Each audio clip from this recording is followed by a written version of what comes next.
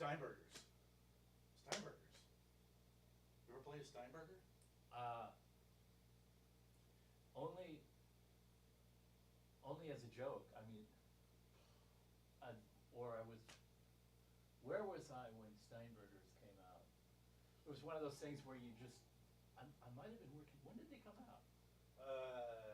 Earlier than we were aware of them. I don't know. Like they were. I think they came out when I was working at.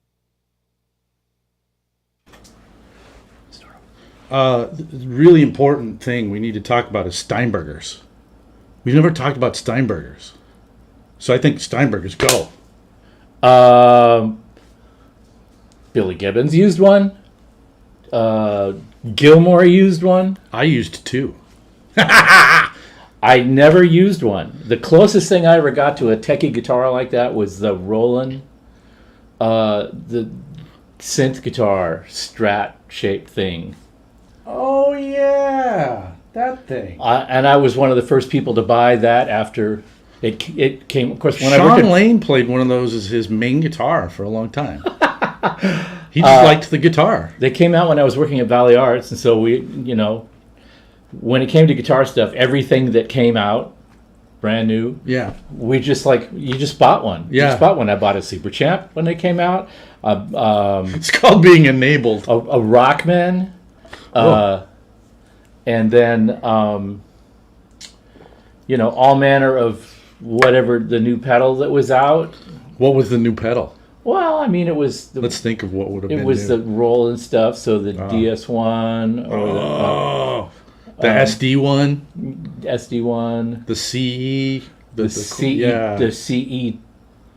CE2, the little blue one, CE2, I think, because the CE1 was the big gray monstrosity that Rivera used to modify. Yeah. And but I don't remember when the Steinbergers came out. I knew Ned Steinberger. I know Ned Steinberger. He's still around. He sold the company to the Evil Empire. Yeah. And they just retired it. Yeah. Thank God. I had Alan Holdsworth was my god for a while, and I got into him when he was doing his Steinberger trip, and I got one of the GLs and I put Seymour Duncans in there like Alan had. This is when I was real young, so I was copying everybody. And then I got a GM too, which was kind of the guitar. Wait a minute, you put Seymour Duncans in a Steinberger? I did. Why would you do that? I mean, it's the kind of guitar that has to have an EMG in it, or it's not a complete new, modern, forward-thinking evolution, however bad of an evolution it was, an evolution of the electric Well, you know guitar. what it was? To me, it was... we've talked about this before on here, and actually I was citing this with somebody earlier today, where sometimes things come out and we kind of laugh at them. And I'm not saying Steinbergers need to be laughed at, but you go, oh, that's weird, or that's a failure, or that's not what we want. But if you're honest, somebody needed to do it. So, somebody needed to do that. There's always this thing where a new evolution of an instrument occurs because the person who envisioned it and made it a reality, their philosophy was it needed to be done. Yeah. And why does it need to be done? It needs to be done to show that there's still innovative room for a new instrument, a new classic instrument like the Parker guitar. Mm-hmm. I had one of those too. Yeah, never mind that it ended up being an unsatisfactory thing, but it was satisfactory at the moment. I never saw Andy.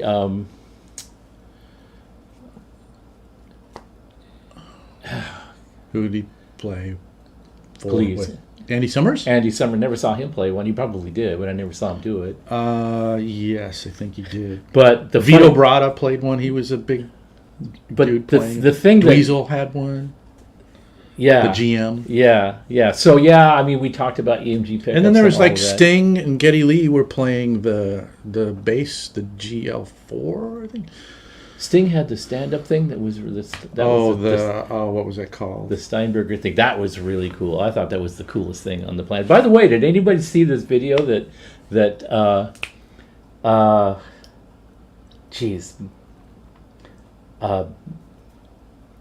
guitar player. He's got short black hair now. He used to be a hair metal guy.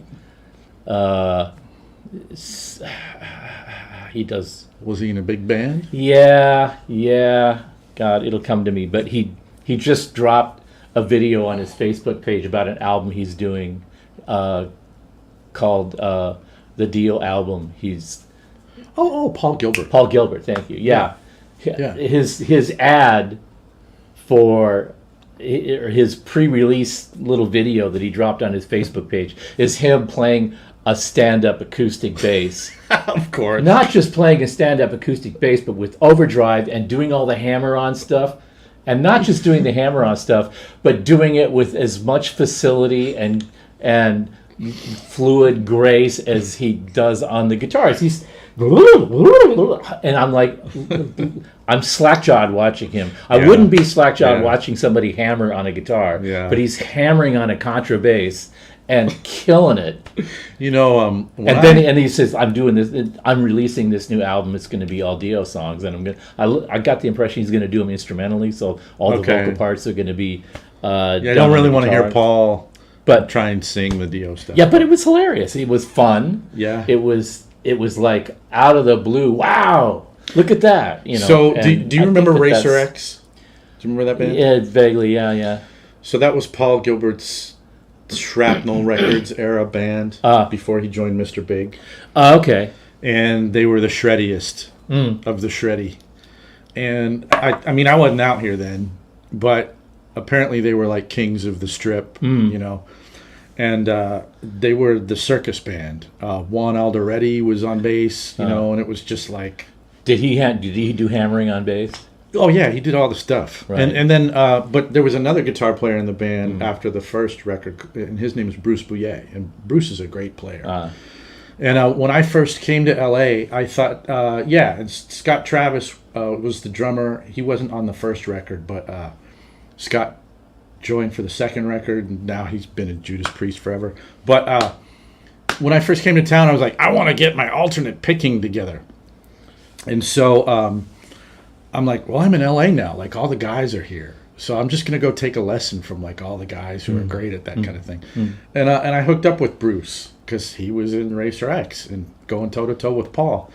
And it was cool hanging with him because Bruce was telling me the stories about how basically he ruined his hands for a while just being in that band. He's like, I had to practice 15 hours a day to keep up with Paul. And Paul, he was saying, like, it's not that Paul didn't practice, but Paul could kind of fall out of bed and play that way. He's just, that's the way his nervous system speaks to his hands, and he's just kind of naturally. So he's a prodigy at that. Absolutely, which is a technical thing. Just like what we were saying last show was that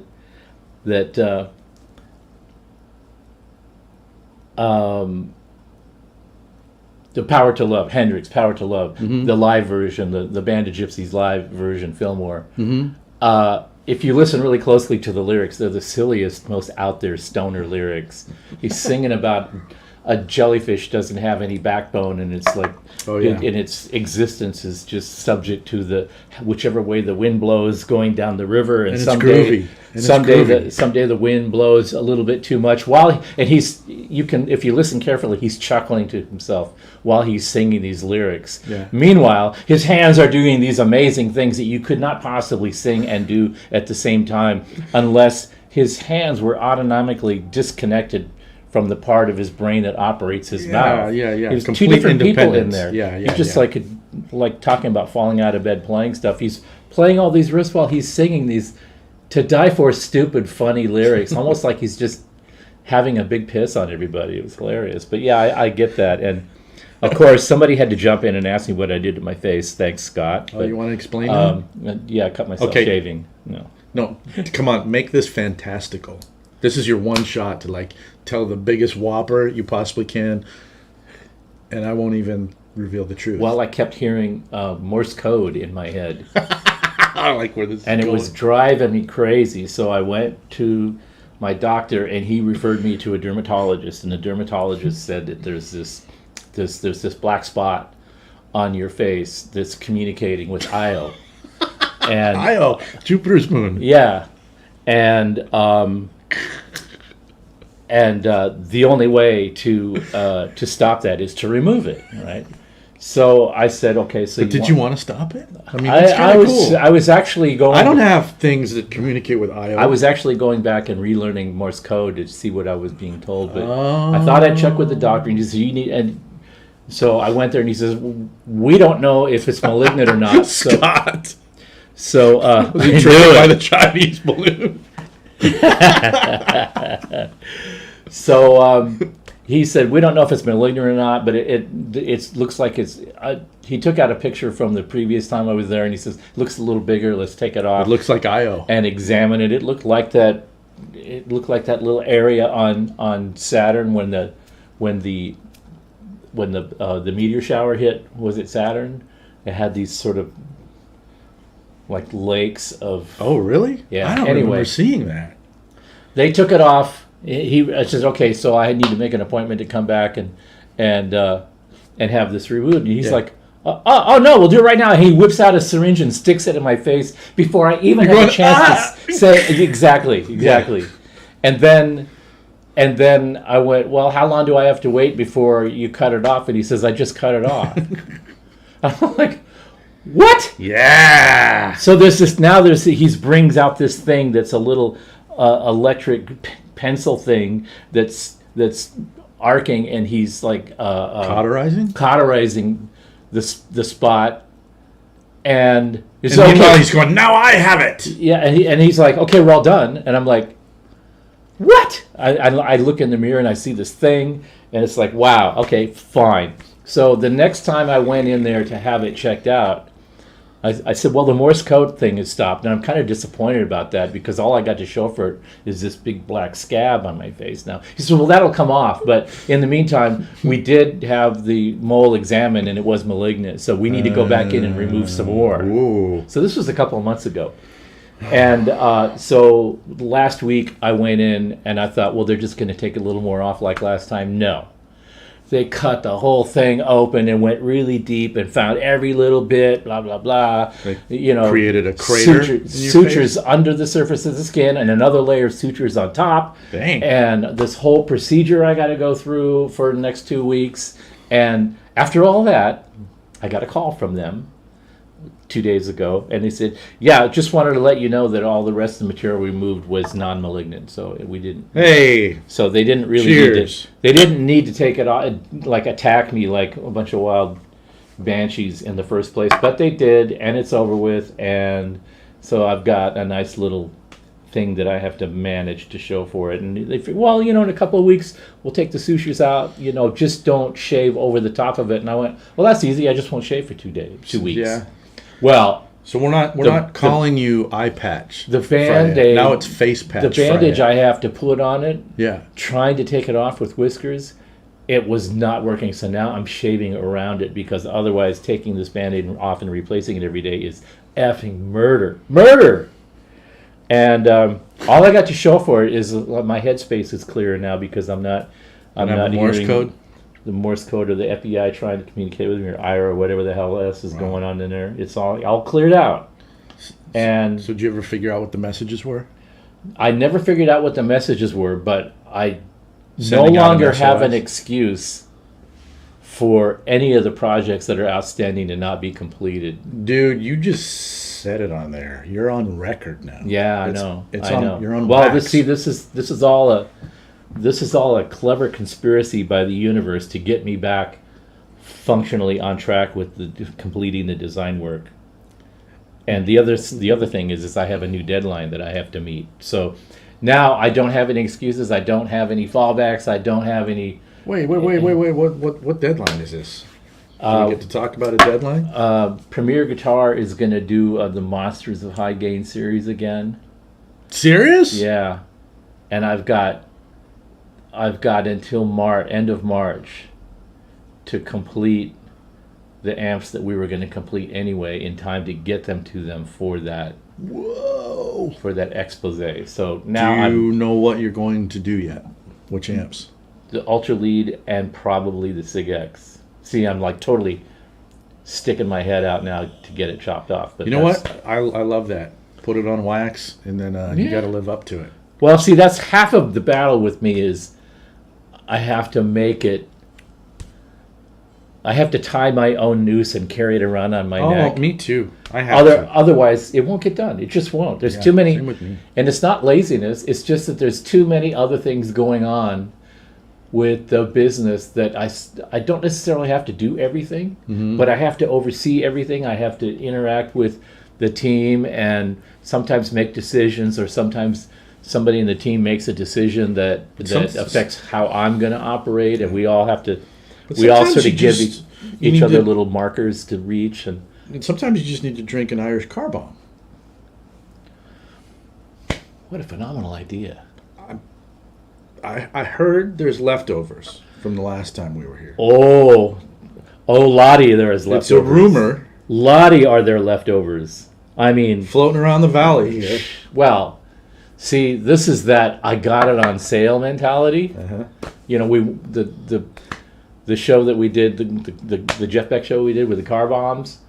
Well, we couldn't just go get a small little bottle of Bailey's Irish Cream and 2 bottles of Guinness. We couldn't do that. No. We had to get the big bottle of Irish Bailey's Cream on sale and a 12-pack of here comes Guinness the liquor cart on special. So the refrigerator is loaded with Guinness, and I love Guinness, but I can't drink a bottle of it a week. I can't.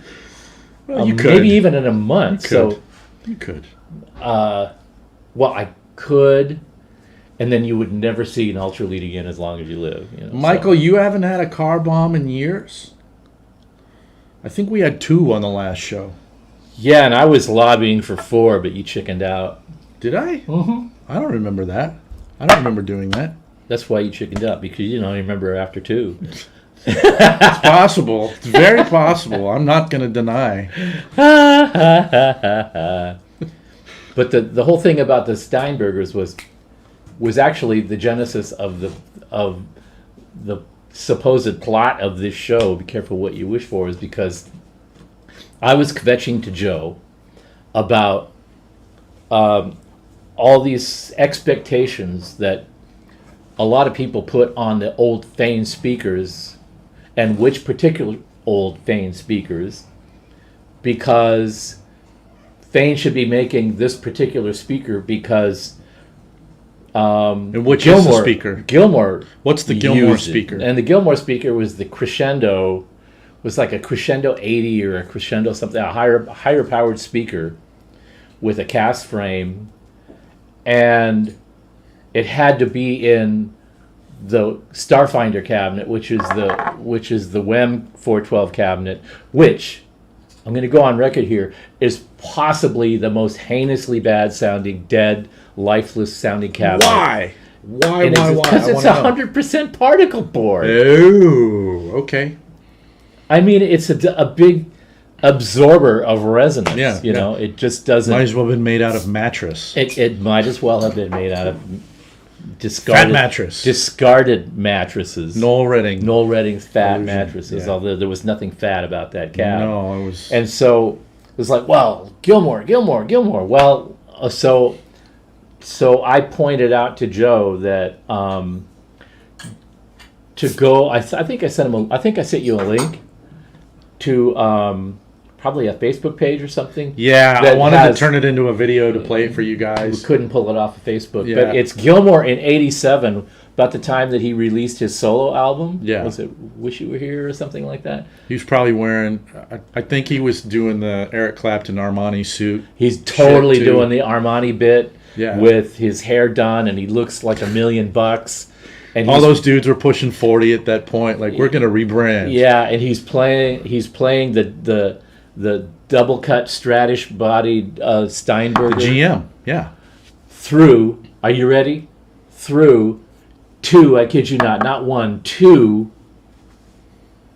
Seymour Duncan convertible 112 combos, possibly one of the most ill-conceived guitar amps in the history of guitar amps. And so he's playing one of his songs with the Tonight Show band. He's got this guitar, probably an echo and a distortion pedal, and these two Seymour Duncans, and you can make out metal domes on the speakers, which were probably the crescendos.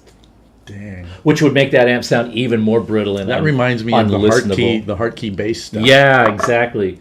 And another 80s creation. And let me tell you, the sound was Gilmour. I was going to say, I'll bet it was 100% pure David Gilmour. Absolutely. Yeah. So you weren't confused?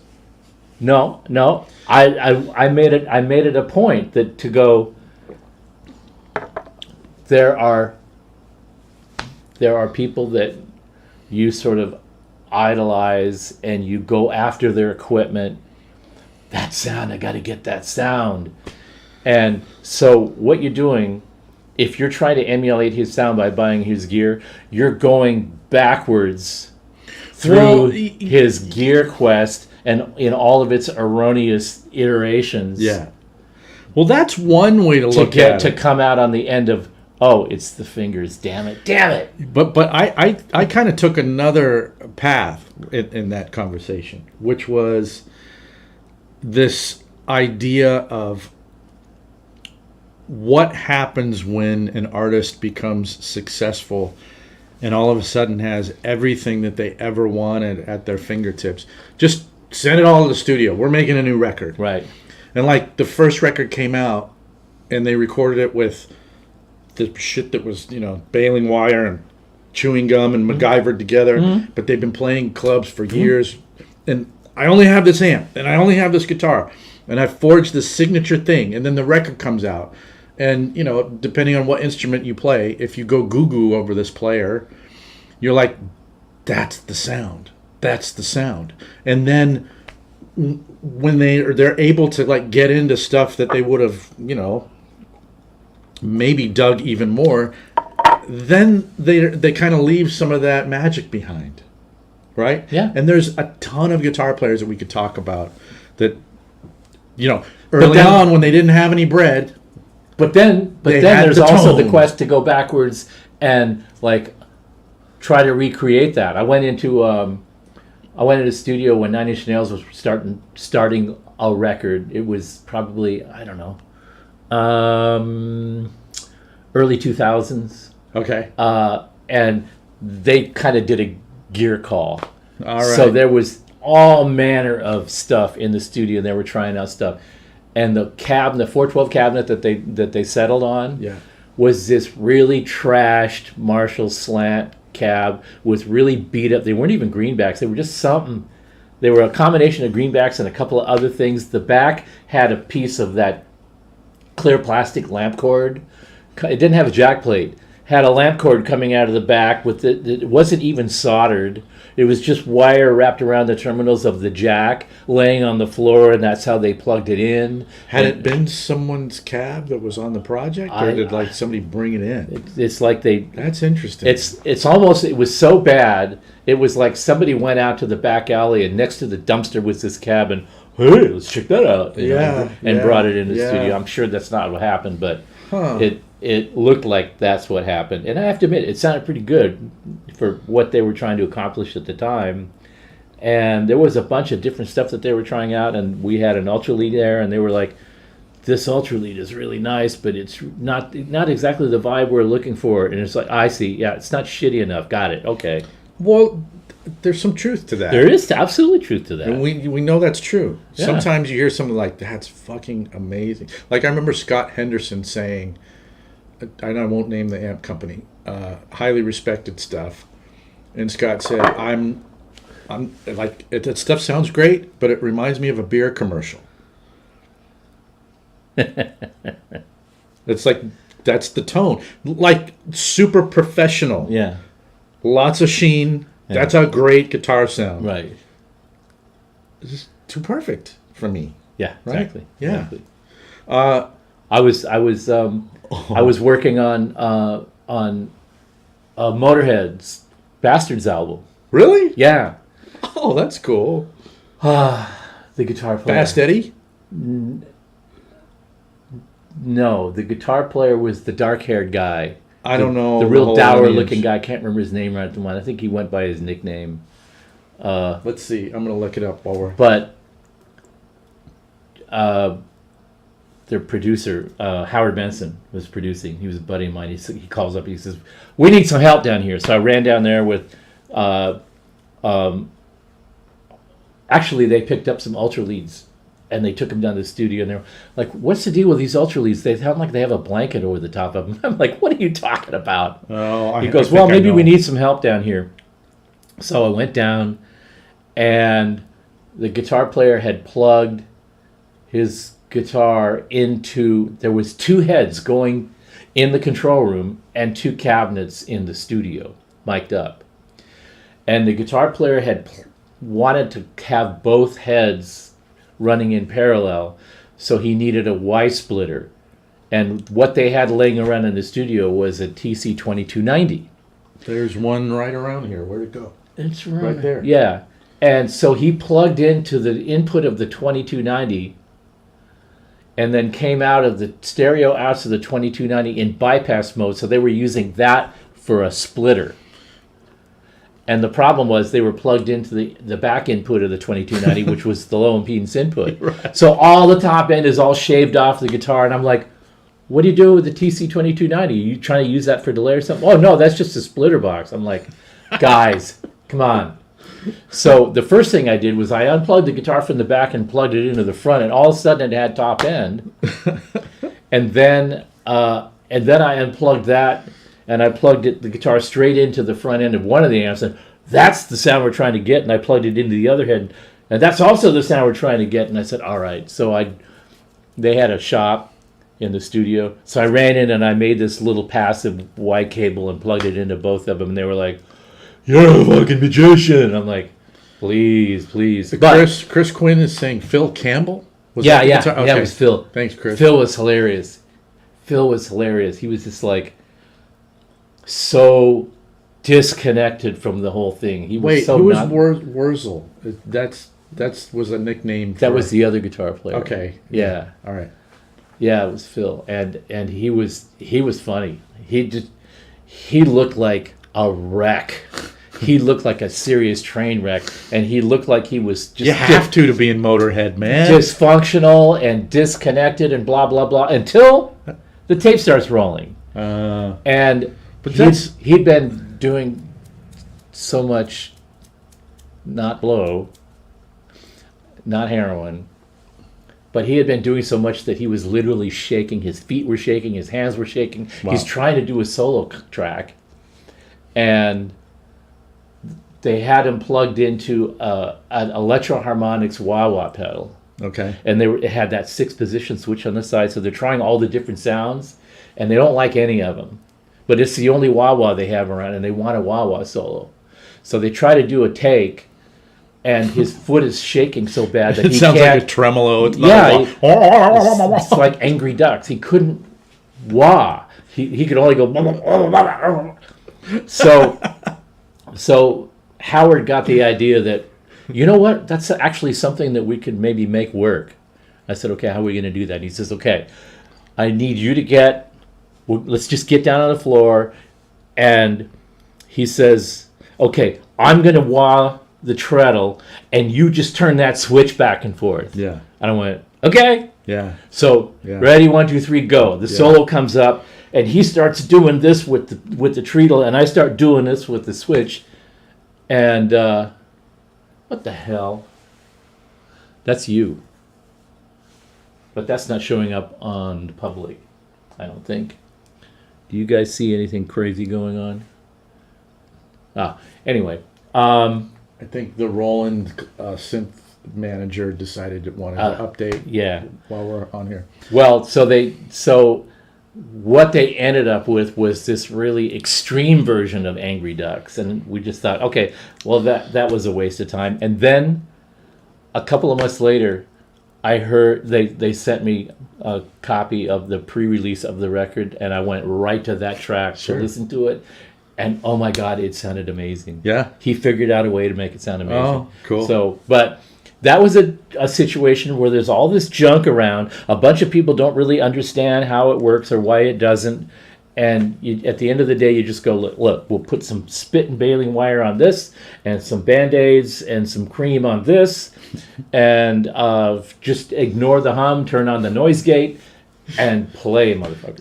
Do you know that song, Say What? It's Stevie Ray Vaughan. Yeah. I remember him saying that in the studio he decided to use 2 wah-wah pedals. Yeah. He's like sitting there doing it with both feet. Oh, Carlos. Yeah. I remember that about Misha. Helps out the whole generation. So, look, man, we got this seriously. here. Let's get started. Here, All this right. is the cheers, I guess. All right, cheers. Ready? Yeah.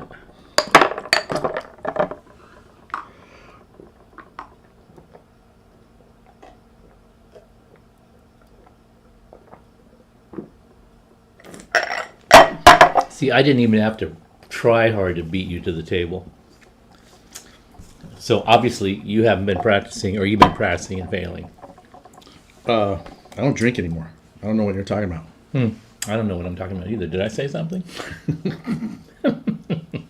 Hi, Amanda. Hey, Peter. Welcome, Carlos, John. Welcome to the show. I'm Steve. This is Joe. We don't know what the hell we're doing, and we're going to do it anyway. And You know what I'm going to do? I'm going to pretend I'm in Sun O. I'm a druid. Yeah, that's not quite the... Well, first of all, it's not black. Second of Well, all, look, man. Second of all, it's not floor length. And third of all, This the is my- sleeves. You need the sleeves. This is dude. my MacGyver and baling wire version of doing Sun O. I'm trying with what I have here. So, Cornholio. I yeah, need the seriously, pee for yes, my bunghole. Seriously. All right. So anyway, Sun O. Well, You seen him last night. That right? was an experience. First of all, we just sort of stumbled backwards into dealing with Sun O, and they contacted Neil on the East Coast. And Who's Neil? Neil of Sound City, Yeah, my brother in arms in Sound City. but I don't know if everybody here knows who Neil is. He's a longtime friend of mine that is the co-founder of the revived Sound City brand, and One of the nicest dudes somehow, on the planet. and I don't know because I've been so busy, I haven't even had time to get him on the phone and have a relaxed discussion about how we got hooked up with them, but they were playing, and I think that they somehow he got in touch with them somehow because of Sound City, or they got in touch with him. We should take a minute and just say we're gonna pause, open it up another tab, and look up Sun O for a moment. If you don't know what this band is, Right. doing, right, Right. because we can talk and talk and talk. Well, we can talk, and you can browse, but it still isn't going to really tell you all you need to know because That's true. You because probably have to be in the room You have too, to be in the room. which I wasn't. But somehow we got hooked up with them, and they needed some calves for East Coast shows. So we loaned them a bunch of calves for the East Coast show, and they were thrilled with them. We gave them Fat Bottoms and Deliverance calves and Sound City calves, and most of them had Fanes in them, and some of them had P50s, but it didn't matter. They just wanted calves because they use a ton of calves. And I think they have 412 calves on stage between the two guitar players, which calling them guitar players is not really doing it justice, but I thought, okay, whatever. They're And then- necromancers, man. And then Neil says, well, we're going to need to loan them a similar rig. They're going to be playing on the Do you want some beer? yeah. I'm gonna recycle this because it's a good beer glass. Oh, that's because you brought stuff. I brought one of my favorite beers. Oh, all right. Woo. Okay. So we've been busy shipping cabs, and so we were low on stock, and all of our demo cabs don't have speakers in them because it's taking so long for the speakers to come from the UK. Thank you. We'll save these for maybe another round of that. Or maybe we won't. Okay, whatever you say. And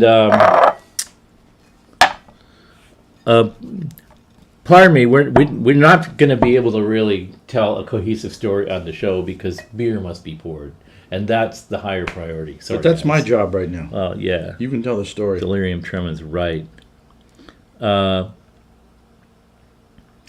So anyway, we cobbled together some cabs for them for the West Coast shows, and then they came into the LA area last couple of days and played some shows here.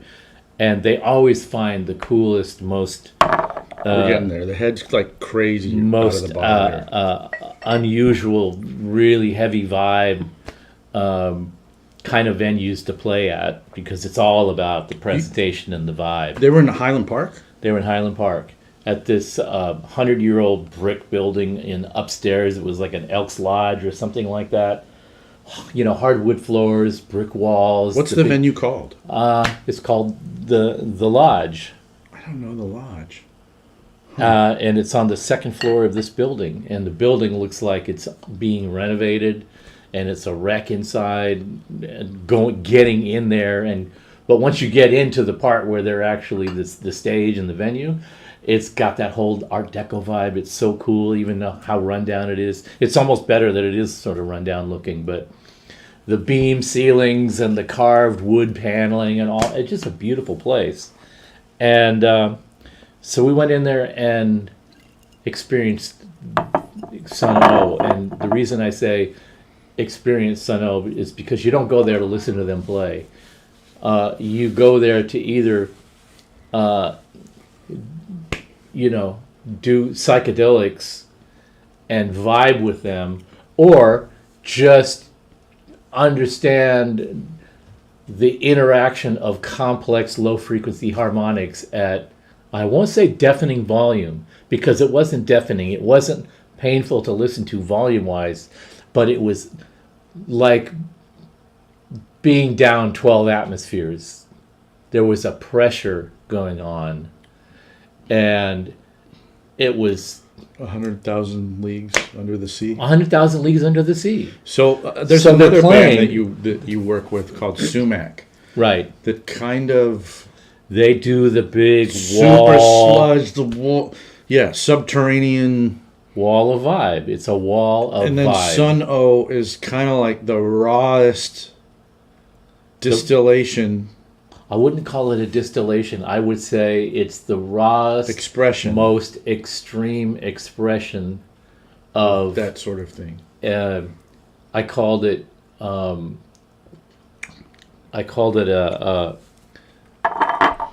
an egregious abuse of power. But it wasn't abuse isn't really the right word either. It's just that when you got two guitar players on stage and a few fuzz pedals and distortion pedals, and so it looked like a Les Paul and a Travis Bean. one guy's playing Les Paul, the other guy's playing a Travis Bean. They got their individual pedal boards. Sounded like fuzz for days. Fuzz on top of fuzz on top of fuzz, and they're using Sun amps, which is where they got their name from. They've got 10. They have something like 10 Model T heads, 100 watts apiece. Each one of them is connected to a cab. They've got 412 cabs, so they've got a couple for show. But Wait a minute. We have Roscoe P. Coltrane on the show? That's the coolest handle I've ever seen. That's Dukes of Hazzard. all right, let's try. What are we drinking here, by the way? One of the greatest beers. And what is that? And Since this I is can't a see. Belgium triple or tripel, however you want to say it. Oh, We'll see if you is like that it. is that This why my somebody favorite made the stuff. comment about Tremens? Because Yes. it's Yep. it's still Delirium is the Delirium Tremens. Oh, Yeah, okay. yeah. I was wondering. Okay, now I'm making a connection. Yeah, See, nobody but- tells me anything around here. Cheers. Cheers.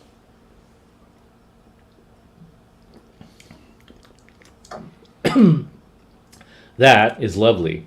All right. You're part of the club now. That is just like drinking honey directly from the comb out of the tree. This is That's wonderful. Belgian beautiful goodness.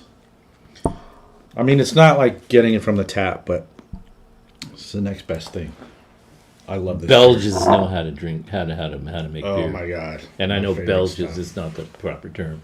I just made it up. So, 12 412 cabs, 10 Sun Model Ts, 100 watts apiece. And then each side of the stage are 2 SVT heads and 2 810 cabs per player. So, it's just these two guys, and they've got their pedal boards routed to... And robes. And the robes, of And course. smoke. And lots of smoke Hey. and strobe lights. And oh, by the way, they had a sign at the entrance so that if you are, if you're sensitive, if you're potentially,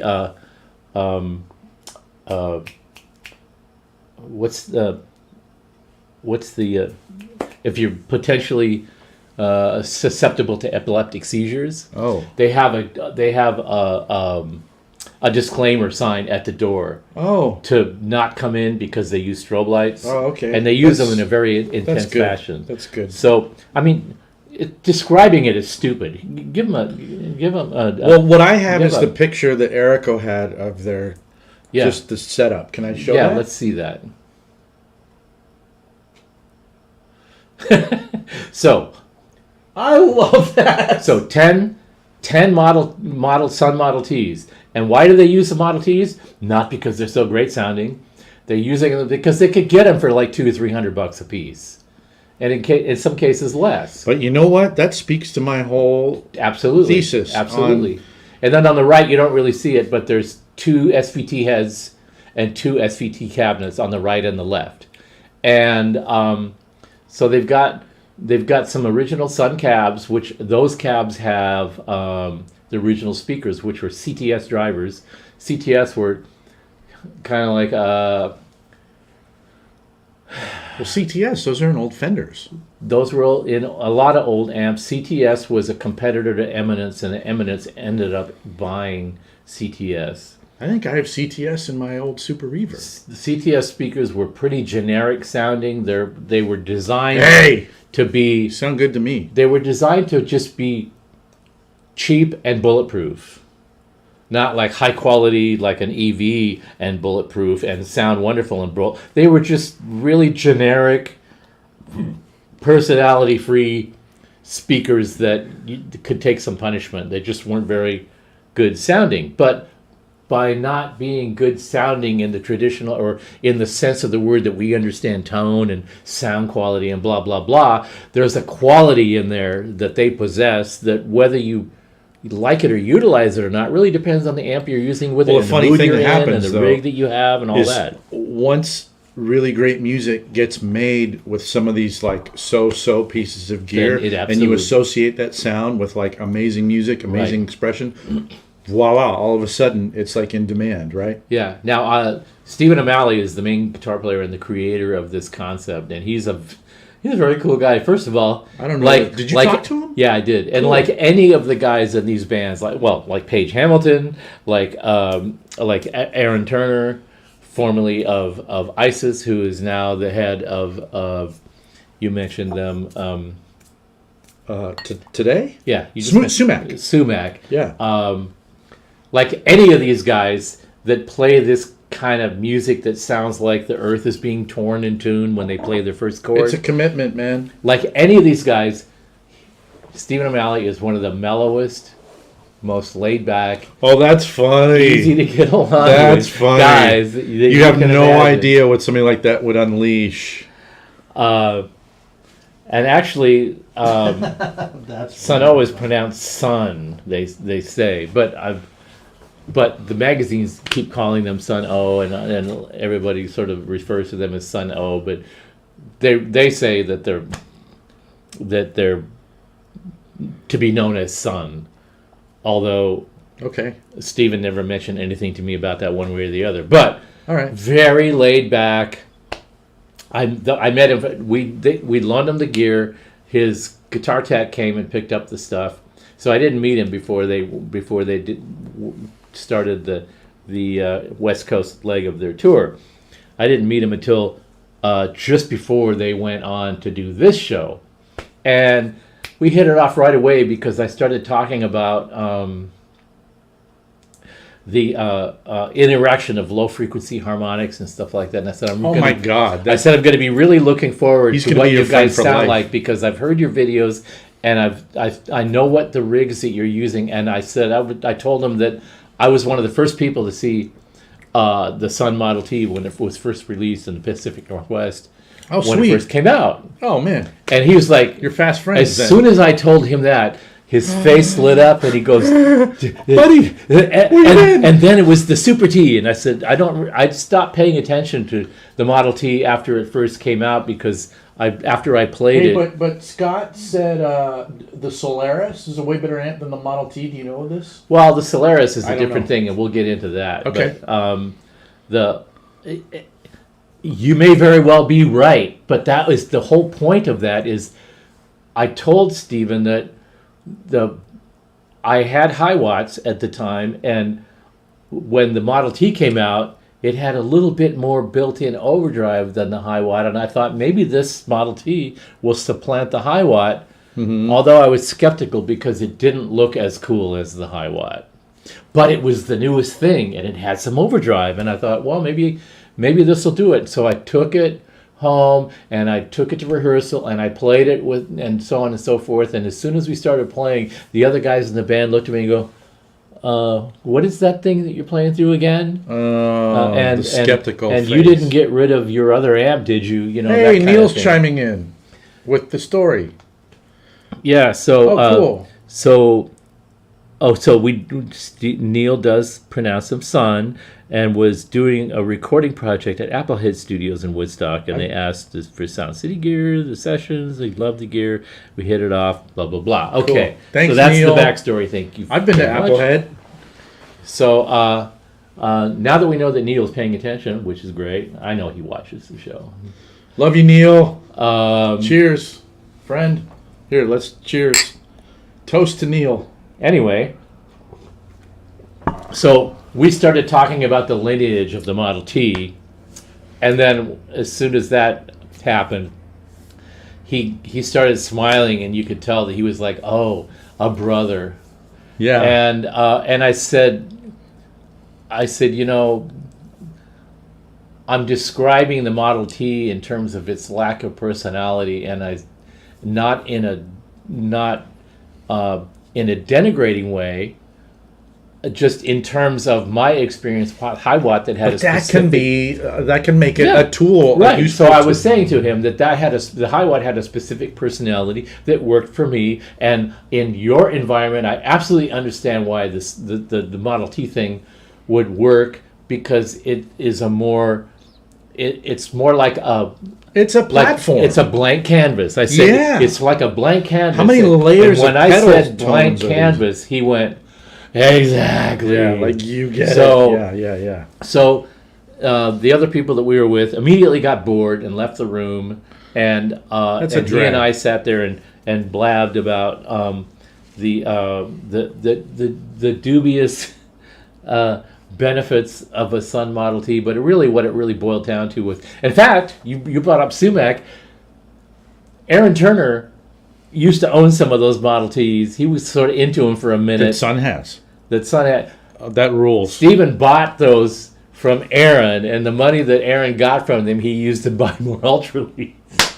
So I love this. So that sounds like money laundering. It's sonic laundering, and it just goes to show. Sonic. All right, that's a new term. Okay. Sonic laundering. Okay. We're gonna use that. All right. It's all this. Yeah. Yeah. Sonic anyway, laundering. so we had a good talk, and then they went in and performed. And have you guys Googled them yet? Have you guys looked at them yet? You have to see them. If you Google them and look at them and know that when you listen to it, you could listen to their entire performance Am I getting there? No. You're just like too serious. You just have to. You're riding. Where's the Les Paul? You're riding on a sea of harmonic complexity. It's it's an ocean of harmonics that you're just riding on through the benevolence of Mother Earth. But I need smoke. I need effects. Let's go. Well, first of all, you don't hunch. You open yourself up to the harmonic wave structure of the universe, and just am I sonic laundering? You're getting it now. You're totally getting it. Yeah. Oh wait, what did you say the audience was doing at the end? They were doing the harmonic worship. It was like this, and they were totally into it. Man, I'm gonna be what I was doing. I'll be right back. What I was doing is I went into the venue and walked around a little bit, and what I discovered was there was a spot that I really liked against the wall. So I leaned against the wall, and you could feel the structure of the building. You guys are mostly, Amanda's not, but even Amanda will understand this. If you've ever had any road construction done out in front of your residence and the tractor's out there and you feel the rumbling of machinery outside resonating through your abode, through the building that you live in, and you sort of feel the harmonic resonance of that trembling through your building, and you'll hear it at different frequencies, and the different frequencies will cause your building to react differently depending on how close like a road grader is to your house or your apartment, especially if you're on the second floor, which they were. So I'm leaning against the wall, and I started, no substances, I probably had I had a gimlet, a really good gimlet in Highland Park at this place whose name I can't remember right at the moment. Somebody will remind me in a minute. I had a gimlet, and then I had it was so good that I ordered a margarita, and that was really excellent too. So that was all I had. I went in there, I'm leaning against the wall, and I'm going, wow, this is the original hand-carved paneling. It's amazing. Then I went back to leaning against it, and as the sonic overtones of the different guitars interacting with each other interacted with the building, I started experiencing how the building itself was reacting to these changing harmonics and resonances. You know the what? walls would shake, the floors would shake, and all this. And here's the important thing about it was there's the expression, we're going to blow the roof off this place, or we're going to shake this place down to its foundations. There's the people that talk Stray about Cats, that. 1983. Right. There's talking about it, and then there's actually doing it. And the thing that you need to understand about Sun is they're actually doing it. They're running about 4,000 watts of actual power. No. They're actually using that power, and they're causing these harmonic eruptions throughout the entire venue that you're playing in, so that there isn't any place that you can stand in that venue where the resonance of what they're emitting is not affecting you through the building that you're in. But it's not painful because it's all this low mid, low end, everything spiky would be rounded off. Subharmonic. It's rearranging your chromosomes. It's rearranging the chromosomes of the building. Let me tell you, I'm leaning against the wall, going, I wonder if any of the and then your bowels released. Yeah, I wonder if any of the joints in the wood and the buildings were done with the dovetail, the not nails, but the wood. Yeah, those. What's that called? They're called dowels. Oh, dowels. You wonder if the building is doweled together because where is this? It's called the Lodge. You can imagine the dowels working their way loose as they're playing, and the whole building is breathing. And that was really the wonderful experience of that, where somebody actually used all of that power not to induce fear or inject pain, but to sort of wrap their audience around this cocoon of this intense sonic thrust, but it was in no way threatening. It was just like being in a giant Holy crap! vibrating, It's just right over there on Fig. powerful cocoon. And it almost had nothing to do with what notes they were playing. But showmanship, of course, demands that they put some trappings on it, so the robes Well, I love that. and the posing And with the here's what I guitars think. and stuff. What are they? Because when you showed me the video, I felt like, okay, I dig their concept, I dig their image, and I also really dig kind of the courage and commitment that it takes to say, yeah, we're actually going to be just two guitarists in wizard robes with dry ice playing through 1 billion watts of sludgy fuzz, and we're going to do hour-long shows. 2 hours. 2 hours. Like, I love that. That touches my heart. Well, the thing is, But what I was you gonna can't say is- just do 2 hours of that without it having some kind of a progression. And they did do that. They actually got to the point where they had created such a cacophony of harmonics that things started sounding like they were going to start breaking. And when I was talking to Steven backstage before the show, we were talking about the Cavs, and I said, I understood that they, for all the power that they're wielding, How noisy was the rig? it was, well, how would you know? Well, It were did- you there at soundcheck? Could you kind of hear it? Yeah, it wasn't, it was actually set up really intelligently. They had their 2 pedal boards. The output of the pedal boards went into, and I'm going to talk to Steven about this tomorrow because I wanted to get more into their rig, the intricacies of the rig, because the output of the pedal boards went to a master control mixer that Steven controlled on stage. Oh, is that what's on the okay? Because somebody was asking about the Space Echo, which I would have thought too. Yeah. Like, I wondered what was up there on stage on the stand. There's a box on the top that he controls the levels to everything. For both Okay, guitarists, so he's doing that all on it's stage. some kind of splitter that goes to all the amps. Because at the end, I thought, the only way that this can end in a satisfactory manner is, I don't know if any of you remember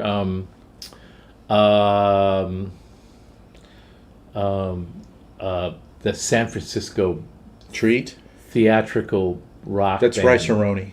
No, Fee Waybill. Fee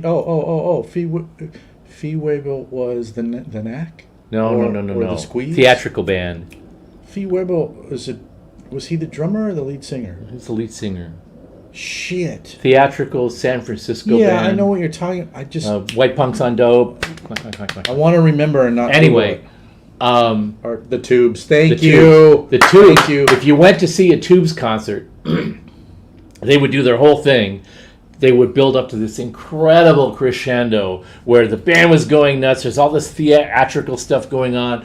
There's a person on a trapeze just spinning at this she had a head brace that held her. She What the was hell holding was this that thing head? by her She's teeth, a- but she also had a head brace behind her to hold her onto this thing because she's spinning furiously, suspended from the ceiling, and all this stuff is going on, and it's the last thing, the last part of the set. And Thank you, Dan. Thank you. And the audience is clapping and whooping and all that, and then it's going on and on and on and on and on and on, and the band starts walking off the stage, and there's this incredible audience response that goes on and on and on, and after a while you look around and you're going like, wait a minute, the sound that's coming out of the PA system that represents what the audience is doing doesn't appear to match what's going on. There's people like leaving. There's not 8 million people in here clapping. They're clearing out. And as soon as you have that thought that, wait a minute, what's going on? Everybody's leaving. I don't see that many people like raising the roof clapping. As soon as you think that, they turn off the sound and it's all coming from front of house. This big audience response thing, it's all pre-manufactured. And as soon as you figure out that, I think they're pulling a little trick on us. The sound turns off, and it goes dead, and you realize that you've been totally fucked with. Oh, I love that. And so I'm watching them, and I'm thinking, their only exit strategy on this is going to be to turn it off. Get it up to this intensity where it sounds like the windows are going to just start blasting out of the building and there's going to be glass outside. Yeah. Just when it hits that threshold, their only out is going to be to stop it. And as I'm thinking that, Steven turns around, he turns this knob, and it just goes dead silent. Ooh. And there's this vacuum in there where all the people that are doing that are genuflecting to the band are just like... But that's kind of like Meshuggah. If you see them, they're so fucking tight live, but also with the noise gate stuff. Yeah. Clamping down on that much intensity. When there's spaces, it's that intense where you feel the spaces and it literally pulls your breath away. Yeah. I love that kind of thing. So That's interesting about the tubes stuff, man. Yeah. Well, thanks, guys. The real interesting thing about the presentation is this controlled, gradually escalating cacophony that gets up to the point where, wow, they're really gonna fucking break shit. And just when you get to the threshold where sparks should be flying, turn it off. You know what I think, Steve? I think you and I need to do a version of that in here on the show. Well, we don't have enough fuzz panels yet, so we're going to have to acquire some. It'll be our silly version of it. we should do something like that. All right, well, we'll have to go. Yeah, Jeremy, Meshuggah is insane. It's like no one has that, what am I trying to say? Has any business being that tight live. They're so over the top insane. And I wanted to acknowledge Roscoe earlier because he was talking about drinking Lefroy 10. Anyone who drinks Lefroy while we're doing the show is a friend of mine. Well, anyway, by the way, in talking to the band, Two dudes. it turns out that they actually have. Do you know, sorry to interrupt you, but do you know what their infrastructure is on the road? So there's two performing members. I was about to fucking tell you, dude. Cut me a little slack here. I'm slow. I had my face slashed open by a marauder trying to interrupt the signals from IO. And I'm recovering, dude. So give me a break. As I was saying... I'm going to interrupt you again. Steve.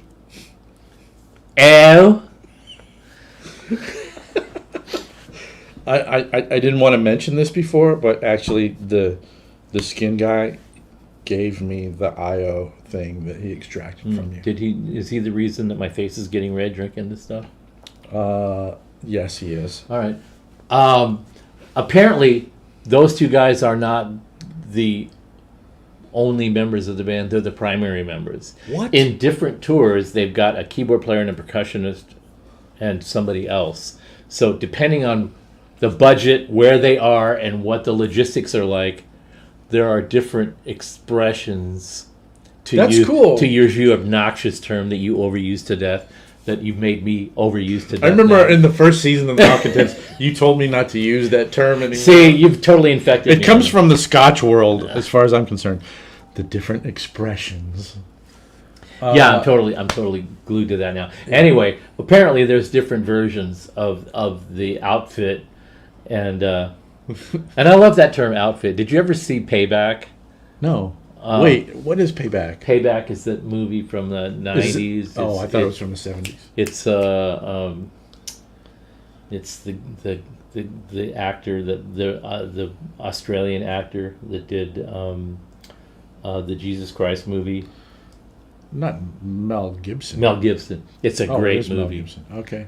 Well, way back when, I was a big fan of the William Wallace movie. What the hell was that? Braveheart. I don't know if it holds up still. Guys, does it hold up still? I love that. I'll tell you what, Payback sure holds up still. Does it? Yeah. He's like... He's a douche, but he could make a movie that would make you pretty... Yeah. My favorite scene in the movie is he's got this The outfit was the name of the mob. They called themselves the outfit. Okay. And The Outfit? he's like up against the mob. That's kind of a cool name. And That'll be our band. He's trying to just his wife and this member of the outfit conspired to steal money from him that he had made from a drug deal or a bank robbery or something like that. And he went after this outfit to get his money back. And the funny thing about it was, he wasn't just trying to get any amount of money. He just wanted to get the money that they stole from him. So I don't need more, but I'm not taking less. When he got a suitcase that was like 4 times the amount of money that they owed him, That's not mine. he went, I don't want all of that. I just want what's mine. I just want you to pay me my $50,000 Right. and take the rest of it and just leave me the hell alone for the rest of my life. That's yeah. all. But these mob guys saw him as a threat, so they wouldn't just like go, okay, sorry, here's your 15 grand. We'll take our 57,000 and go away. They went after him, and he ended up erasing all of them. So anyway, outfit. I got hung up. I used outfit to get rid of the word expression. Anyway, go check out Payback. It's hilarious. It's an insanely good movie. Mark, I am aware of that. Thanks for letting us know that Braveheart still holds up. And I did know that it's inaccurate. And what I'm thinking of right off the top of my head was actually Robert the Bruce wasn't as much a traitor asshole in real life as he was portrayed in the film, right? This is like 20 years old from the research that I did. I haven't read that story in quite a while, but I imagine because you said that, you know. But I love that shit. And by the way, if any of you are sick of Twitter, Spoutable. It's the new replacement for Twitter. It's really good. I nuked my Twitter account a couple months ago. Screw it. Spoutable. There's a I'm new actually replacement. not doing any social media right now. There's a new replacement called Spoutable, and it's run by the guy who started Bot Sentinel. What the hell is that? Bot Sentinel is Doesn't sound good. Bot Sentinel is if you take somebody's account on Twitter and you suspect that they're a bot or that they're a bad actor on Twitter, You can stick it on them? you can put that account into Bot Sentinel and it'll tell you what percentage of disruptor they are. That's kind of cool and kind of It's way cool because anybody that's in there, if you're actually interested in finding out if this person that's reacting to you or reacting to a group that you're involved in is a bad actor, you can research them on Bot Sentinel and it'll tell you what percentage of the time they're just out there causing trouble and not contributing anything. Anyway, so he got together after Elon Musk took over Twitter and said, we're going to reimagine Twitter and redo it with these. We're going to make it hate-proof, bot-proof, and make it a safe place for people to actually interact and create the communities that they originally tried. Could we make it intelligent this time? It's very intelligent, actually. And Spoutable refers to instead of the bird app, everything is around a whale. and you can go in there, and when you make a post, it's a spout. You're spouting off because the whale's got the hole in the spout, and what's it called again? Spoutable. Spoutable. It's fun. I'm spouting. It's John Ziegler's in the house. What's up, John? Hey, John. It's benevolent. It's clean.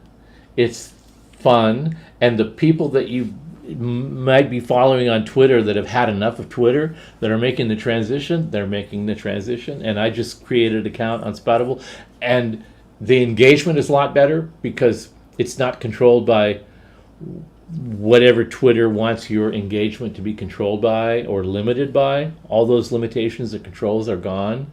It's clean and efficient, and they're just getting it up now. I'm one of the first people to jump in on it because I was looking to see what it would be like, and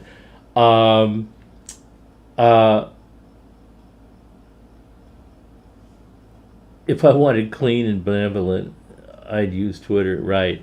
Okay. Whatever you say. It's just a little shout out. If you want to have a fun place to go to check out and see and generate some communities with people that just want to interact with each other in a positive way, it's a good thing to check out. I just didn't want to interact with anyone anymore. You know, you sound just like Reinhold. He said the same thing to me. Stevie. Well, no, he told me that I'll too. come onto your show, but I don't. I think you're misremembering that. He said that to me. Yeah, well, one of my favorite quotes that he ever said to me when we were at a NAMM show is he was looking for some party materials, and one of the guys that was hanging at our booth, and he says, "I know this guy's got some great weed," and he looked at me and he went, "I don't want to go down. I want to go up." So I don't know what his party preference is these days. Oh man, that's funny. But I think I told you I saw him. yeah, we're gonna have to drag him out here to. Well, he told me that he would consider coming on because he, as the quote, "I really respect Steve," but he said he's not doing any social now, kind of on principle. Yeah. But I bumped into him on my block in Echo Park. Yeah. A few months ago. It was crazy because I heard this dude, with the German accent behind me. I'm like, wait a minute. And lo and behold, it was Reinhold Bogner. Which with his funny hat and all of his funny socks. He didn't have a funny hat on. Did he have the funny socks? He may have. He was with his lovely girlfriend. I haven't met her. I think they were just chilling at the park. Yeah, he looks like a denizen of Peru these days. Well, he's still... Which is perfectly fine. I need an Uber shawl. You know what? I've never played an Uber shawl. John Ziegler, did you have an Uber shawl? I know. Yeah, I know. John, you're super tight with Reinhold. How many different Bogners did you have? I think, weren't you a part of the development of one of them? I remember the first time I played through the Uberschall prototype. And he hadn't gone all the way to the extreme gain part yet. Okay. Where it's so saturated it's ridiculous. He was just below that threshold. And I said, I think you're onto something here. Except the clean channel. And he goes, fuck that. That doesn't matter. It was almost like, I just put in that in there as accommodation to the haters. Oh my God. You know what I had is I had a couple different iterations of the Shiva. Those were the Bogners that I had. The combos, the 112 combos. I had the 6L6 and the EL34 versions. I actually played through a Shiva and I thought it was pretty nice. Oh yeah, and I super creamy. I heard the way he had the way the tubes are mounted in them. They're mounted sideways, and he had this really sort of compact chassis to fit it into a combo. And he had the power tubes inside the chassis so they wouldn't interact with the speaker. Mm-hmm. Great. In order to do that, you have to fan cool the tubes. So that means it's had a fan in there. And I heard the fan, and I went, oh, okay, so the power tubes are inside, so they're fan cooled. Awesome. And I just thought, some jerk off is going to go, I really like that amp, but the fan kept my baby awake. Oh, dude. Go out and play some gigs.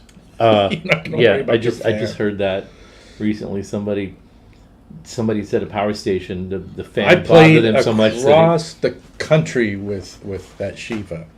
It was actually I hadn't seen another one. It was like in a blonde Tolex, and but what I wound up not being satisfied with that amp was it was the two channels were really, really different.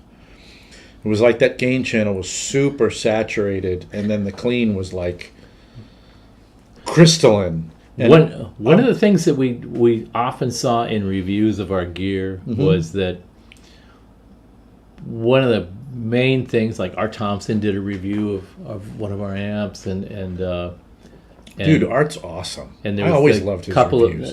Do you know Art? Oh yeah. We go, I we really go, enjoy he's a this. tequila drinker, by the way. Oh, awesome. So Speaking that's- of, by the way, guys, you're going to tell this story. I'm not going to let you stop. But you had a birthday Yeah. recently. So I brought you a little gift, man. Oh, please, not more tequila. Yes, tequila. Oh, Jesus. Because when I was in the liquor store, there were some guys who were like talking about this stuff. Like it was amazing. And I've never had it, but I thought I'd bring it in and we should taste it. And it's yours. So we happy should birthday. taste it like, Yeah, we should like we're not going to, right? Yeah. Nico-chan should taste it I too. want to just give a shout out to my peeps because I've got the best effing peeps on the planet. In fact, when the day after my birthday, I posted on Instagram and Facebook, my peeps are red hot. Your peeps ain't doodly squat, because it's true. And Where did you post this? I posted it on Insta and Facebook. Oh man. Okay. And here's why. Look at this. This is a 1 3/4 liter bottle of Dude, Patron. I need to see how this. Holy cripey. And I looked at it and I went, Where did that come from? this came from my peeps at my team at the shop. Oh, right on, man. I come in and it's got this balloon hanging off of it. I'm looking at it going, I love your whole team, man. this is... What is this is practically a half a gallon of Patron. That will get used this year.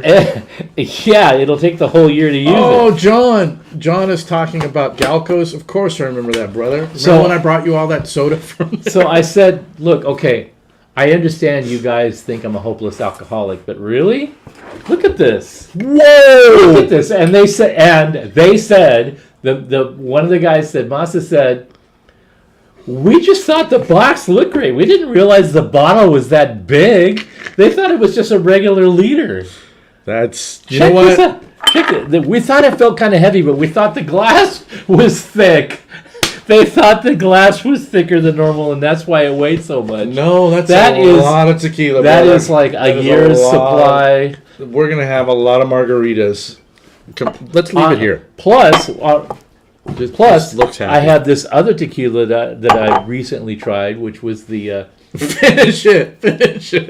Dude, Yeah. start it. yeah. Let's start with the Hey, beginning. no, I've got 3 bottles of tequila. First of all, we've got the... But Steve, the reason everybody's doing that is because we know that tequila is your favorite spirit. That's why I got this tequila that I hadn't heard of before. Speaking of Patron, I got this tequila that I hadn't heard of before called Siete Legua. Okay. Siete I've never Legua heard means 7 leagues. 7 leagues. We told this. I talked about this before. 7 leagues is the distance that a horse can ride, can gallop at full bore before it runs out of gas, before it just collapses from exhaustion. What kind of horse? A horse that you ride. No, horse is. Wait, is it a horse with no name? No.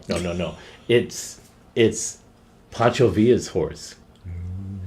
Pancho Villa named his horse Siete Legua because that horse could cover 7 leagues, which is like, Did it gallop? yeah, at full Like gallop. Iron Maiden?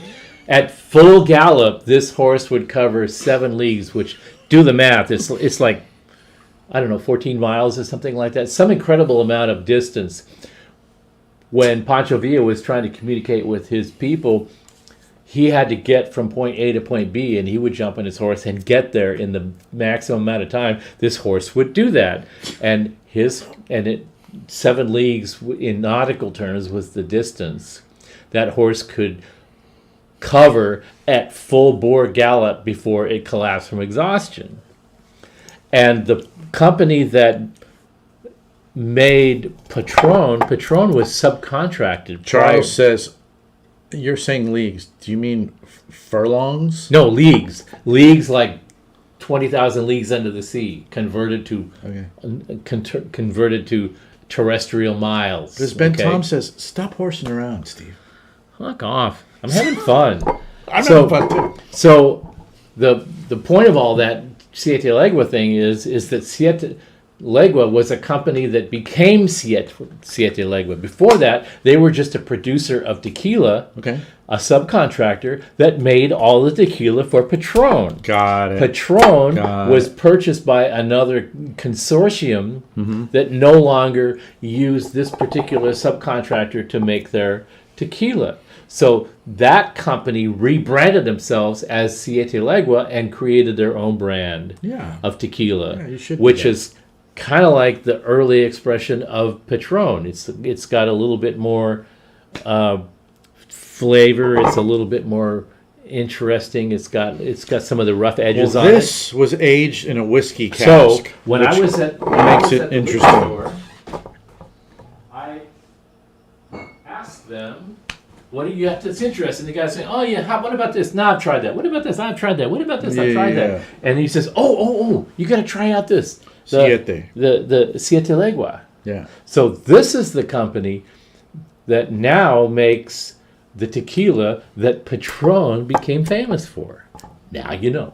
Okay. So I think what needs to happen, and I don't want to do like big shots because I still need to drive home, but I want to taste all these a little Do you bit. hear this? Do you see what I have to put up with? Remember that there's like the legendary things that Ray Charles John, I don't know how much a stone is. I really want to know how much a stone is. Ray Charles used to play concerts, and he was like Buddy Rich. He would get like really Ray impatient. Charles played concerts? He would get really impatient with the band, and he would stop. Thank you. Graphite and cigars. He would stop a performance in the middle of in the middle of a composition, in the middle of a performance, middle of a song. When somebody fucked up in the band, he would stop, Okay. and he'd grab the mic and go, "You see the shit I have to deal with?" That's interesting. I know 2 or 3 guys who played with Ray Charles. We have shot glasses. Graphite Yeah. and cigars. Obviously, I know where the graphite references, the cigar reference is coming from, but what does the graphite mean, man? We started the show talking about Steinberger guitars, and I'm thinking graphite next. Where does the graphite come from? I want to know. Pillow Floor Joe. Remember that fine evening What? with Dave Friedman when I wound up here on the floor Yeah. when I was coming down with COVID and hammered? That Oh, was- you're a graphite artist. That was a memorable show, I Cool. thought. That was a fun show. I don't know what we accomplished, but it was fun. We need to have Dave back on. We need to have Ryan hold on. Dude, a graphite artist. Yeah, Dave was going to crash the show. He was. Last week. He was going to crash Yeah. the Jeff Beck show. All right, I'll be right back. What, do you have to pee again? Always. How come everybody gets to pee and I have to stand here and like hold the fort? You can pee whenever you want. I'll hold the floor. When I come back, you can pee. I'm just going to pee in an empty bottle. Just on camera? Sure, why not? Wow. At least turn around. Face the You're stacks. such a dude. wuss. Face Look at this the guy. stacks, I mean, let's see what I have to deal with. Steve, if you don't face the stacks, you're going to get in trouble. For like, Would you get it Scaring over the with so children. that we can get on to the business of tasting this? all right. Jesus. Away with you. Leg bag. Exactly. Oh. And we're just getting warmed up. It's been what? How long? I don't even know how long. I've lost track. Oh, it's only 7:30? 7:30. Thank you. This is my message from off stage. This is my indication that I probably need to drink a little water. And while we're at it, I would like to say that we have some people that have been asking what's up with Misa-chan, and where has she been? Nico-chan. And Nika-chan is still here. She's running things in the background a lot, but I know some of you miss seeing her. So, would you please welcome Nika-chan? Nico-chan, by the way, has a little bit of trouble with crowds. So, Nico-chan was at the Sun O show, and she was a little concerned that the crowded venue might cause her some problems. So she stayed at the bar until I came back, and I said, "You really need to go into the venue and experience this." And when she went into the venue, all these people parted and left her a path to get in there to experience what was going on. And when she came out, she said, I thought they sounded okay sitting from the bar. It wasn't really the greatest sonic experience, but when I went inside the venue and heard what was going on, I immediately changed my mind. This is wonderful. So let's hear from Nico-chan about her impression of Sun. Oh, wait a minute. Carlos, I'm going to put your question up back in a second, but for right now, so we can see Nico-chan, I'm removing it. So, ladies and gentlemen, Nico-chan. No, don't appear in my crotch again. I'm just going to get nothing but abuse for that. Yeah, but that was like one of the highest rated things that ever happened on this show. It's true. Actually, it wasn't on the show. It was on a video. It was.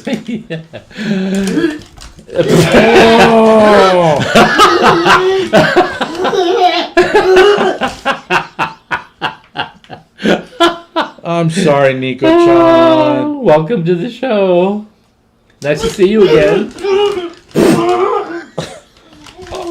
Although I can't say that this isn't normative for you. How are you doing, Nico-chan? Hello, everybody. Hello. Well, Hello. I'm fine now. High five. Yay. Yay. Well, I have claustrophobia, so Claustrophobia. Oh, yeah. I'm still hungover. Graphite and Cigars says that bee needs vodka. Well, Do you need vodka, Nico-chan? Uh-oh.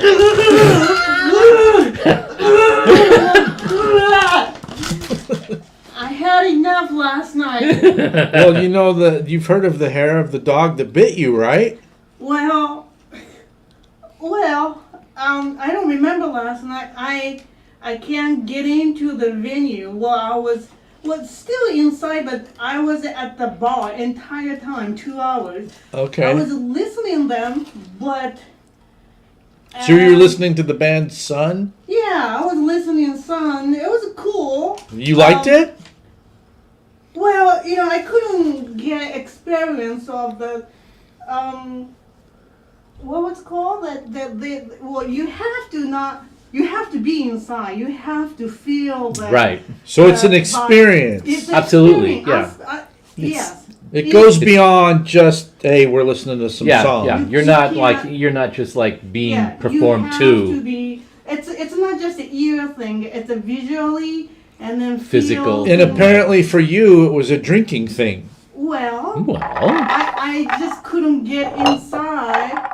I saw them. It was cool, but it's so much smoke, and I'm tiny. Everybody's like higher than me, and I just higher, literally. longer, bigger. Longer, bigger, taller, higher. yeah. I just couldn't go inside. Okay. So Was anybody wider than you? I'm just, Well, just there's wider curious people. about the dimensionality Yeah, thing, there's wider people. Widers, longers, and highers, and If whatever. you're into the brevity thing, So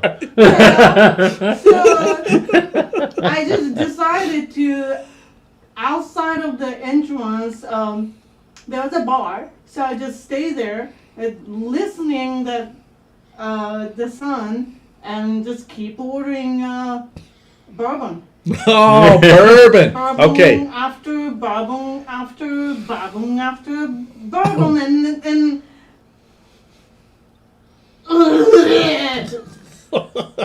so, that's kind have my experience yesterday. So this morning I got hungover so bad. Oh, I'm sorry to hear that. Yeah. Well, if a venue, well, I got a good experience. I don't know. Did I? I don't know. Well. Well, see, that's the great thing about it is you asking yourself, what did I just experience? Well, it does take. Well, you get to redefine it for yourself. So, however you wanted it to be last night, you get to decide now.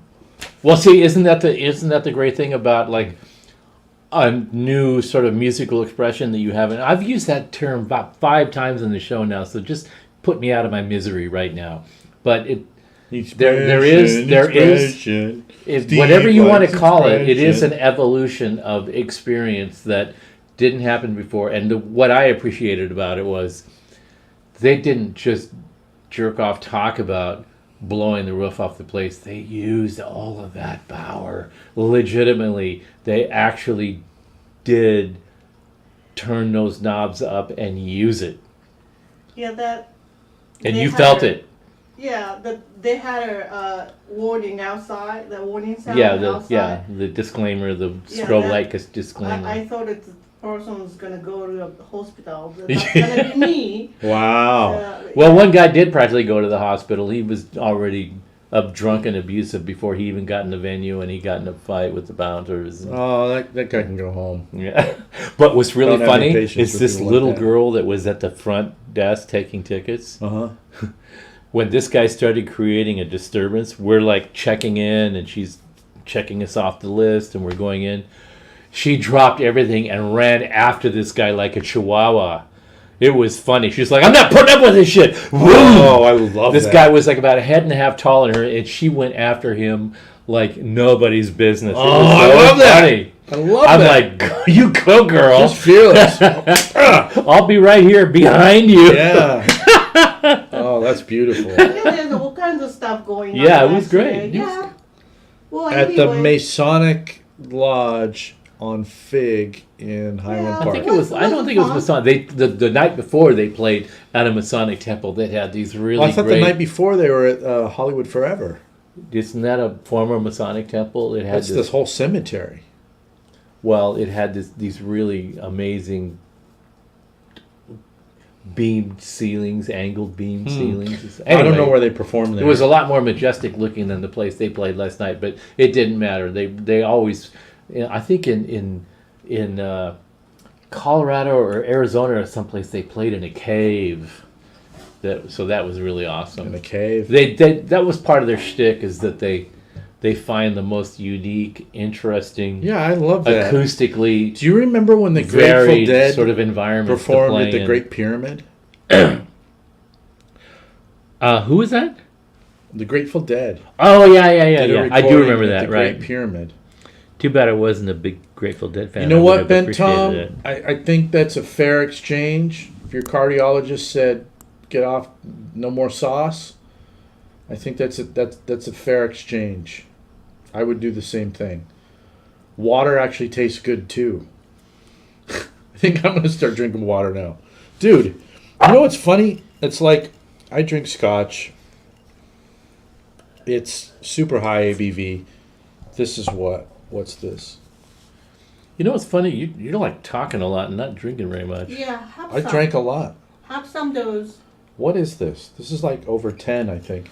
All but right, well- but then I'm like, oh, that's not much. But it's like, oh, but I drank a lot of it.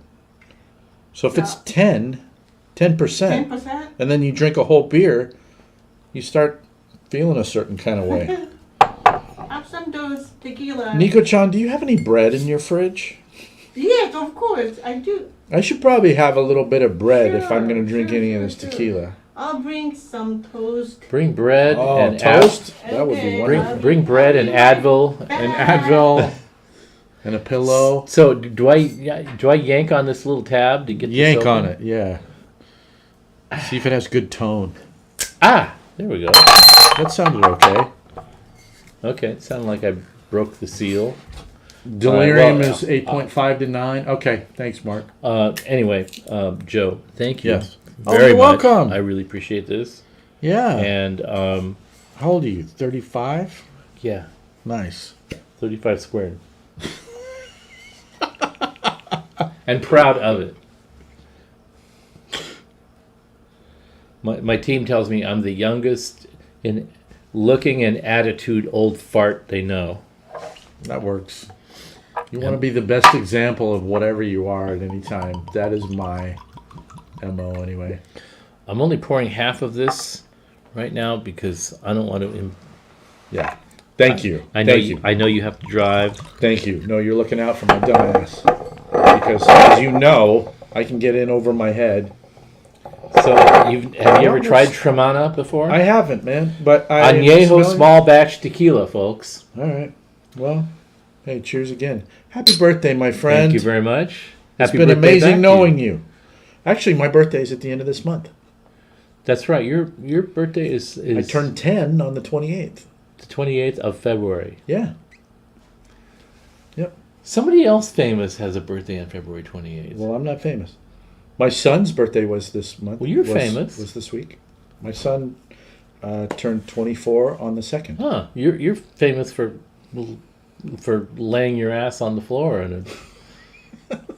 on a previous iteration. I'm gonna sip a previous this. expression Let's of the Malcontents. let's see how this tastes. I want to know Are what we you going to think. see how it tastes, or are we going to bang it? Mm-mm. Oh, we're not banging it. All right. Okay, that's just bizarre. Bizarre. It's creamy. It's very creamy, but it's missing a center to me. What do you think? What are you getting?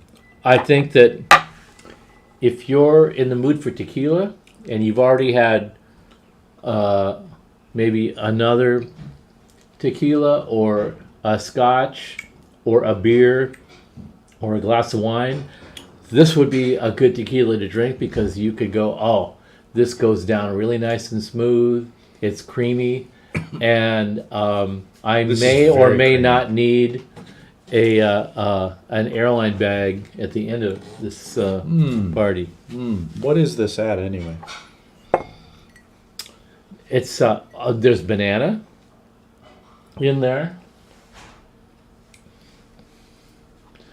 Definitely banana. I like the banana vibe. Handcrafted from Highlands agave. Okay, Highlands. Do you get the banana thing? I can see. Yeah, you know what? It's more of a banana feel than the actual flavor. Because this isn't very sugary to me, but the It's mouth, not sugary. The mouthfeel is very creamy. Yeah. like you're talking about. Yeah.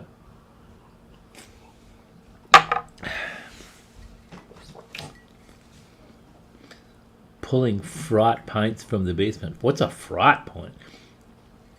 Ooh, lime. I don't know if we need I a don't lime need that with in- this. This is more. This is more sipping. Yeah, definitely. Yeah, which is good. Okay, I'm kind of acclimating to this.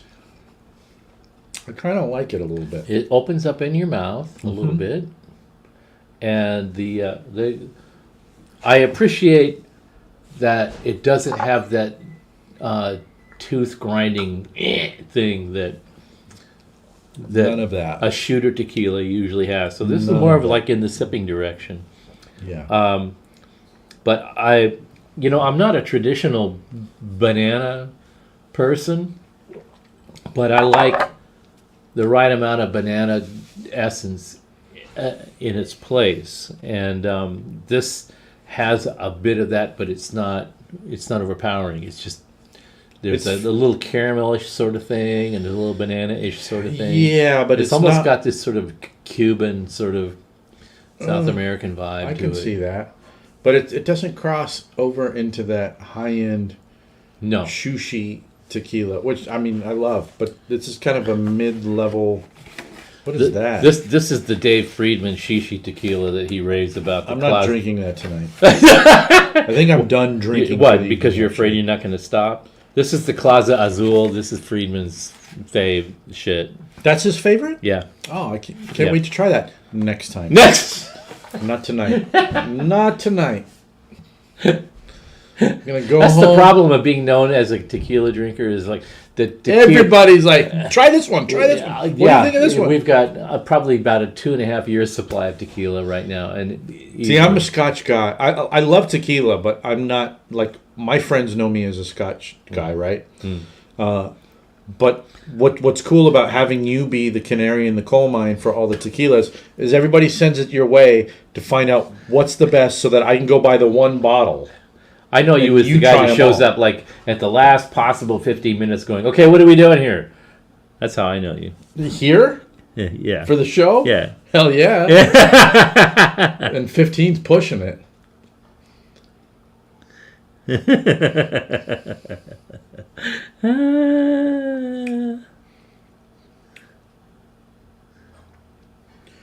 Well, Your ex-wife's John, you're just family- not doing it right. That's all I got to say, John Duchesne. Like, What did he say? You're just not doing it right. What did he say? Oh, because it's covering it up on my monitor. Tequila makes me barf in my sink. Yeah. Dude, enough Yeah, well, of anything stop that makes you drinking. bark in your sink. Stop drinking Barf in your Cuervo. That'll solve that problem right Yeah. there. To kill ya. Another Cuervo drinker. You can always tell the Cuervo drinker, though, oh, it killed me. Yeah, well, no. Okay, your ex-wife's family has been in England since they purchased their land from Henry VIII. Okay, but do you know where her family was before they were in England? Because that's kind of the move. Yeah, they were You in know, Rome. They were in Rome. That's where they were. Whenever I think of Henry VIII now, I think of the Tudor families. Henry VIII is not buried in his whole. Sorry, I've been drinking. Are we talking about? They're not. He's not buried in Westminster Abbey. Are we talking about what the theme of the show is about? I tried at one point, and then we started talking about some other shit. I spent 2 effing days working out Oh, reinforcements. all of the things that Thank people you. said about the show Thank you. that needed to be refined, and one of them was that if we were going to play guitars, we needed to A, have it sound good, B, had to be balanced with the talking mic, C, have the levels not go too out of control, D, it's a little spiky with the effects, and on and on and on and on. And I'd worked really hard to try to address all of those concerns. And here we are, 6, 7, 8. We're almost 2 hours into the show, and we haven't even touched guitars yet. So what I did, What's a guitar? it's a thing. Is this goofy looking thing Yeah, you're holding? it's just a thing. And who cares anyway? But so what I did was I set up 2 rigs. One rig is a Deliverance 60 into a PS2 into a 412 cab with an SM57 on it and a PLIR going through one of the cabinets in the PLIR, and I can't even tell you which one because I didn't pay any attention to which preset I used. I just selected one until it sounded good. And then I created another rig that's the GPDI going into a mid-70s Marshall Greenback cab mic'd with an SM57, and also going into a PLIR with a different cab. And again, I can't tell you which cab I selected because I just selected it based on the sound. And I set everything up so that I could do 2 things. I could select with a remote switch whether just Joe is playing and I'm listening, or I'm playing and he's listening, or we could both play simultaneously without having to change anything else. Just selecting the signal path. So the reason we did this is because we were talking about the concept that we started the show with, which is that we chase tone, we look at the people that are using certain things and getting certain sounds, and we go, oh, I want to get that sound. Maybe I need to buy that gear, not maybe I need to be influenced by that person and I should sort of understand their feel and their approach to playing guitar and use that as a stepping point. But at the end of the day, all of those little touch points that we as guitar players look at other guitar players, Jeff Beck, Eric Clapton, Jimi Hendrix, in no specific order, inspire us to do. At the end of the day, we sound like whoever we sound like. And that's the way it should be. We don't want to sound like somebody else. Ray Charles tried to sound like every other Nat King Cole, every other kind of singer. He tried to sound like them, and he was very good at emulating the sound of other singers. It wasn't until he established his own voice that he became the Ray Charles that everybody wanted to hear. And it's the same with playing music, writing songs, playing guitar. When you develop your own voice, that's when you become distinguishable from the crowd, and that's when people understand that you have a unique voice. When people hear you, they go, I hear a little different thing than I've heard before. Same with writing songs, playing pop music, whatever it is. The act of emulating your heroes to extract what it is they're doing to help you along your journey is not intended for you to sound like them, but to give you some insight on how you can form your own voice and express your individual self. So the whole concept of the show today was be careful what you wish for, because if you spend too much time geeking out on what your heroes used and played and how they sound and their vibrato inflections and the guitar they played and the way they attacked the strings, you lose yourself. So you have to be careful what you wish for, because you don't want to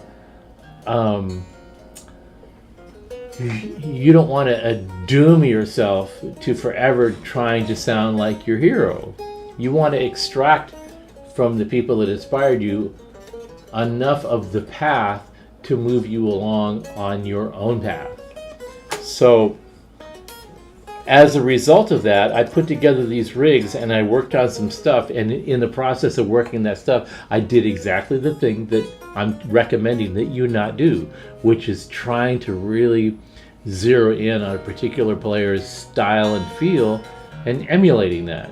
And so I spent several hours revisiting the Band of Gypsies live at the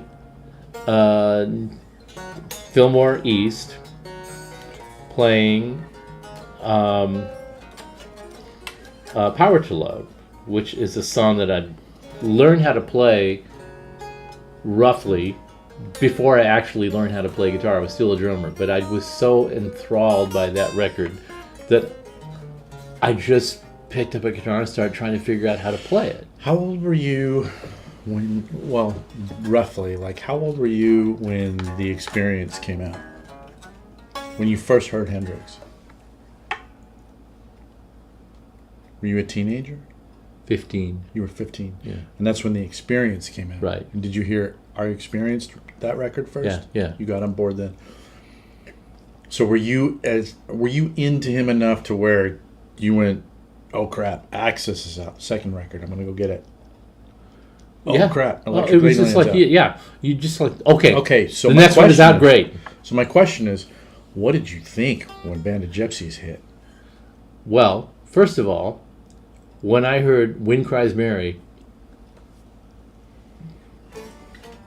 my experience was that this kind of song was being performed by an R&B artist. So I imagined Jimi Hendrix as a solo vocalist, and that the guitar player on the session was really interesting, but I imagined the singer like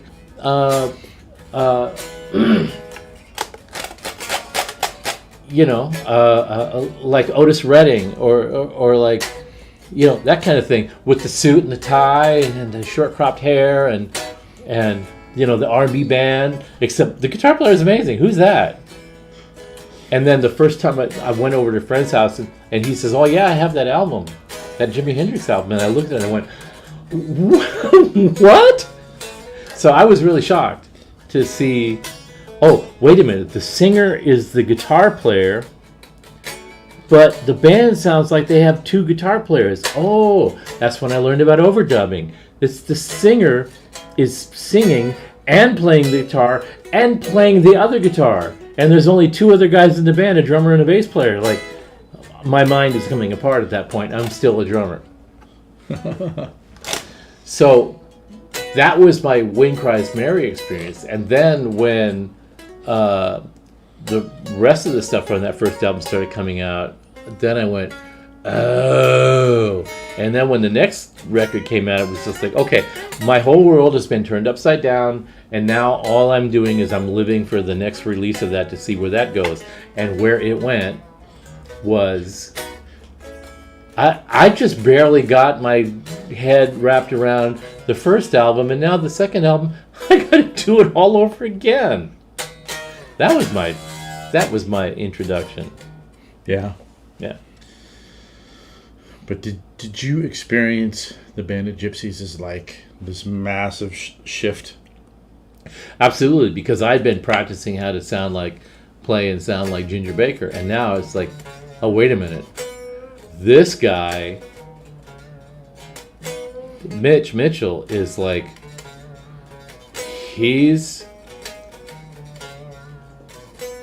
I was a drummer. I was taking drum lessons. I was listening to Ginger Baker and thinking, Louis Bellson. He's channeling Louis Bellson. To me, he was Elvin Jones. When I heard Mitch Mitchell, I'm going, okay, he's channeling Gene Krupa.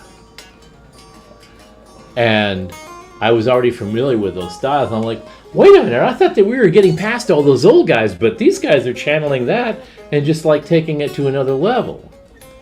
And then when I heard Bandit Gypsies, I was in high school. I had just become aware of Buddy Miles because one of my buddies, who was kind of a heavy set black guy, he was like all about the Buddy Miles. He was heavy set. He walked around with he had a comb in the left rear pocket and a pair of drumsticks in the right rear pocket, and he was all about the Buddy Miles. And so when we had this music appreciation class when I was in high school, so you could go in the early afternoon and just jam. And he would come in with a stick, so he'd sit down with a kit, and he just starts playing rhythms. And they were like, well, you're not much of a drummer, but you really got the rhythmic thing down really good. And he didn't care. He was just like, that's what Buddy Miles does. He just lays down the groove, man. And I just went, oh, okay. So I started looking into Buddy Miles. It turns out that he was so young when he started. I think when he first met Jimi Hendrix, he was 16 or 18 or something. No kidding. I didn't know that. Stupid age. I think he was like one of the founding members of Electric Flag. Mm-hmm. So he got a very early start, and his contribution to music was that he was just this energetic dude. Big giant smile. Big outgoing personality. He would just sit down a kit and just start playing with this. Well, he's coming from more of the church than coming from jazz. But his especially when you listen to him riffing with his vocals. When you watch him play, all you see is just energy and joy. You know. Mm-hmm. And I would watch that and I go, here's the guy that isn't even thinking about how good of a player I am. He's just, I'm just digging being here, man. And when you listen to him on the live Bandit Gypsies thing, he's missing cues right and left. Does it matter? No. It's a fantastic record. The groove that they all create together with him and Billy Cox, who, by the way, I just recently realized what a badass Billy Cox was. I just thought he was, he was actually a real bass player. I was talking about Jamie. I ran into Jamie Kime the other day, and we were talking about, he's just like one of the brothers that they were into the rhythm and groove thing. They weren't really like trying to be, Well, what the Bandit Gypsies was doing, they were making R&B shit records. They were making shit up, but they were like starting from an R&B groove. It's actually when, like, I was listening to Band of Gypsies this week too, after you were talking to me about it. I was listening to that record again. And it's crazy how it's like, at times, straight up R&B. Al Jackson on drums. Mm-hmm. Straight up R&B. James Jamerson adjacent bass. Yep. Mm-hmm. And then occasionally this guitar player is like, yeah, fuck it, fuzz, octaver and wah, now. Yeah. All up in your face. For a while, and then I'm just going to back off. And then we're going to sing harmony vocals. And then I'll just fall back into that. Like, it's some unheard of shit at that time. Yeah. And, by the way, John, I do know Greg V. I know Greg V pretty good. He's a phenomenal guitar player, and I worked with him, actually, doing some stuff for Bogner. But Greg V is a ridiculous guitar player. He's a ridiculous photographer. An incredibly hard worker, a very sincere dude. I need to talk to Greg again. If anybody out there can track down Greg V's record that he did, like, I think it's over 10 years ago now. That guy understands tone and playing and tone and touch and time. Greg's a phenomenal musician and guitar player. That's right, I forgot about that, John. He did play with Buddy. Hey Charles, listen to what Cox is doing on Power to Love on that album. Listen closely, because he's got some distortion on there. And when I listened really closely, I went, oh, wait a minute. He went from being a pocket player to being a badass. And I never even noticed it because I didn't pay that much attention to him before.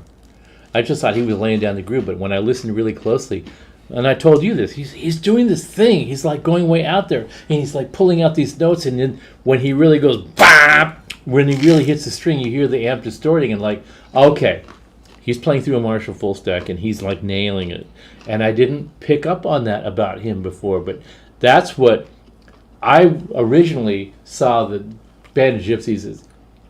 This is the Hendrix performance, which was the second set after Bill Graham said, hey, dude, stop trying to like appease the people that want you to let your guitar on fire. And I think that story's bullshit. Really? Okay, so. Well, but you hear him playing in a way where he's eschewing everything except focusing on the instrument. Whatever the story is, at the end of the day, he's focused. Well, you know what, actually... And Billy Cox is laying down this great groove and getting a killer sound and punching dynamics. And Buddy is just playing along, laying down a groove, and he's missing cue after cue after cue, but it doesn't effing matter because they're all on the same wavelength. You know, I remember hearing a story that it was basically Eddie Kramer and Jimmy were doing the song selection, mixing, and editing for that record, right? Yeah. And apparently, when Buddy would do his like solo singing and call and response with the audience, that apparently it went on a lot longer than what we wound up hearing. Mm-hmm. And I heard the story that Jimmy at one point had one of the engineers like take the shit that we cut out of Buddy doing his like looping stuff. Right. And he's like, put it on a loop. And then when so that record was owed to Capitol Records, right? Not Reprise, right. Which was the label he was actually on. So they're making that record out of a contractual obligation that he signed before he was Jimi Hendrix. Just to get it done. It was like, fuck, I'm just a lawsuit. I have to do this record. Right. I don't want to do it. But when the record execs came in, Jimmy instructed the guys, like, play this Buddy Miles 15-minute loop of just scat singing and tell him, this is Jimmy's new direction, and this is what we're going to give you, just to fuck with them. Just to get them to go, okay, we're done. We really. They're like, no, you can't really, get rid of the lawyers, we're done. Let's just, like, get this thing off. Right. Get it out and get it done, and let's move on. Oh, Scott, you're talking about Bob Daisley and Lee Kerslake. Oh, that's good shit right there. Travis, Tommy Aldridge, what a freaking monster. Oh, cool. All right. Some of you guys do know who Greg V is. Please, if you dig guitar, Search Greg V out. He is such a mofo. Incredible guitar player. And like not gymnastics guitar, like soulful, incredible tone guitar playing. So And before I was even be right back. before I was even a guitar player, I was a drummer, but I was so enamored of the live Band of Gypsies album that I started figuring out how to play that song on a guitar with no chops, no experience, not even a decent instrument or amp to play through. Just I loved it so much. I actually was a little hi-fi freak, and I had made some speaker cabinets in woodshop, hi-fi speaker cabinets with a 12-inch speaker and a tweeter and this and that. And I built a Dynaco power amp and a Dynaco preamp, and I bought a Girard turntable, and I put all these pieces together and made this hi-fi system. And I also had a reel-to-reel tape machine. I forget what brand it was. It was probably one of the better brands because I was starting to really learn about what was good stuff. And I bought the Band of Gypsies live album in reel-to-reel, which I still have somewhere. I didn't drag it out because I didn't think we'd be talking about it. But I had it on reel-to-reel, so it was really easy to play it back over and over and over again. Now, in those days, I was really adhering closely to the idea that you can't play an LP over and over again because the needle is causing friction inside the grooves and would, on repetitive playing, the vinyl would get brittle and would cause the stylus to chop off the dynamics and the groove of the LP. So you didn't want to play it over and over and over again. You wanted to play it and then let the record rest and revert back to its original plasticity, and then you would play it again. But you didn't play it over and over again because it would wear it out prematurely. With reel-to-reel, that wasn't necessarily the case. What would happen on repetitive playings was the tape head would get saturated. And that was really easy. You clean the tape head, demagnetize it, play the damn thing another 5 times. So I really learned a lot about the Band of Gypsies album by having it on reel-to-reel, and that's why my reel-to-reel copy of it is still in really good condition. And so that's how I learned kind of basically what Hendrix was doing, because that was the only thing I really focused on. I didn't pay too much attention to the bass, and I paid enough attention to the drums because I was a drummer. But what I really wanted to understand was that Hendrix had sort of changed. He was sort of evolving into a more focused player and less of a extremist showman type of a guy. And that's what that record meant to me. That's the long answer to your question. I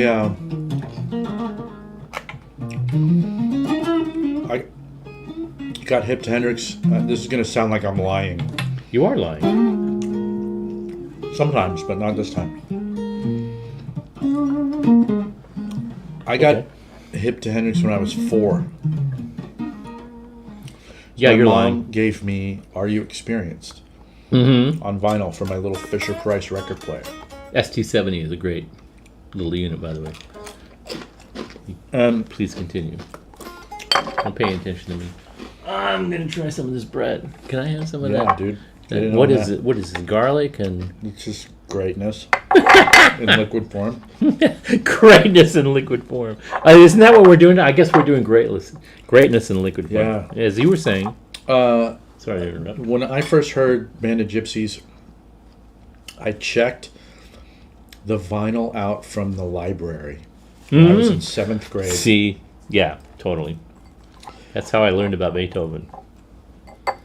And I was a really big Hendrix fan at that point, but I'd never heard of the Band of Gypsies.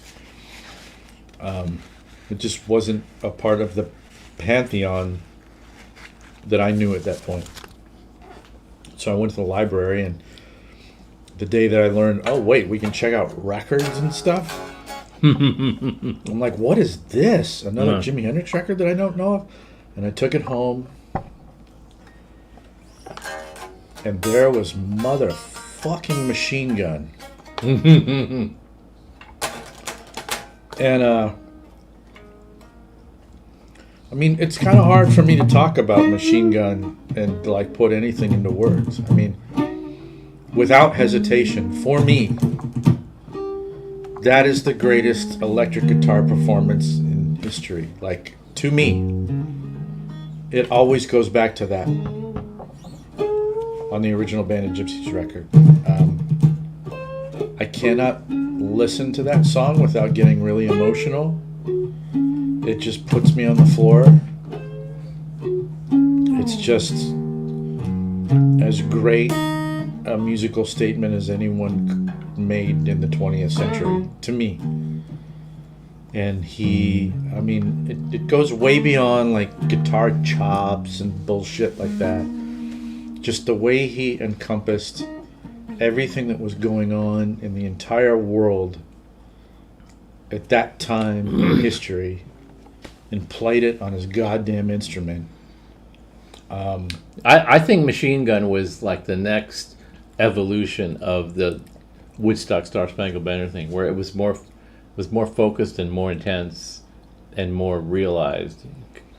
Yeah, that makes sense. You know what I was listening to recently that I'd never heard before was the full recording of, I think Experience Records released it. It was it had to have been the Experience live at the Forum here in LA in April of '69. So Woodstock's in August. This was April. And I had heard live at Berkeley, of course, and he played snatches of the Star Spangled Banner at Berkeley, and that was in May of '69. But this was, and everybody, if you want to check it out, I found it on Spotify, and I have a shit ton of Hendrix bootlegs on CDs that I never listen to anymore. But I had never listened to this, or I didn't remember it. It was live at the Forum in April of '69, and not for me. I gotta drive, my friend. You opened it? No, I opened it. Yeah, well, this gets to live here. But he plays like kind of a dry run of Star Spangled Banner. It's very interesting. It's not. I mean, it's really pretty cool. It's not as fully realized as August, 4 months later. But very interesting to hear. And he says, like he's playing the first snatches of it, he's like, yeah, like we've all been brainwashed by this. Like same kind of thing. You're talking about just like, I'm kind of playing, but I'm also talking at the same time. But it's definitely worth hearing if you're like a super Hendrix geek and want to hear things evolve. That's kind of a dry run early sketch of the iconic Star Spangled Banner that he played in August. It's on Spotify. The Jimi Hendrix Experience at the Forum in April of '69. What's your like? Do you think of Hendrix in terms of like eras? I think what's your favorite? I think of him in terms of evolution. Yeah. And then I think of myself in terms of what does his influence mean to me, and how did I understand it. But see, I'm always playing and I'm always learning, so that understanding and that relationship is always changing because I'm evolving. So I'm doing things now that I could never imagine doing at the time that I really had a passion to imagine it and try to do it. Oh, interesting. Huh. Like, can I give you an example? I mean, I've been working on this a lot. I worked on the rigs to get both of us to have a good but slightly different take on these different sounds. I'm going to eat more because I'm trying to not be as buzzed as I am. So I could... So that we could just sort of play with it and try to get the speaking volume and the guitar volume sort of like balanced and all. This is really mostly an experiment in. See, we don't have an engineer. We don't have somebody running the show that's running the sound, and I do a pretty bad job of getting the levels right and and tweaking with things like compressors and limiters, because it's not that I suck at it, it's just I don't have the time to put any effort into it because there's so many things going on. But I try to get it as functional as possible so that I can at least play a little bit and get a point across. And I also wanted it to be so that we could both show different aspects of approaching these things that we talk about without too many technical complications. So I've got these level presets and rig presets set up, and hopefully they work and won't cause you to have to crank your volume up on your earphones or whatever medium you're listening on, and then turn it down if the guitar gets too crazy and stuff. So what I have here is I have a D60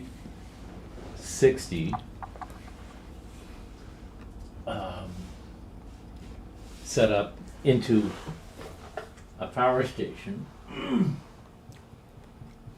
and it only works showing you what it is when I have a particular window visible so that my switcher will work. There we go.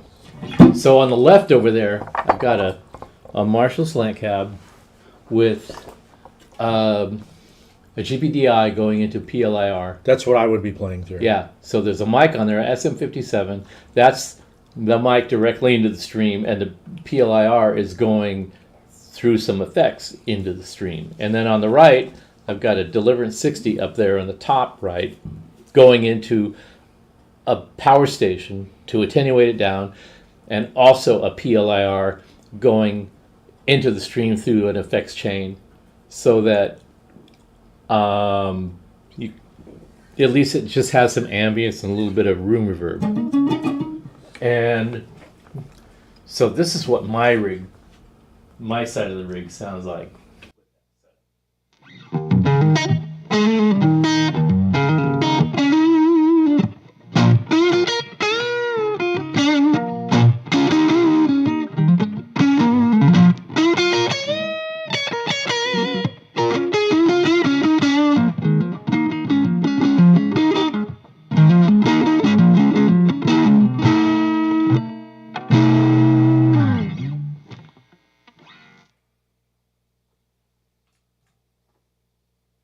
So now you can so that you can see what I'm doing when I play that, I'm going to switch cameras.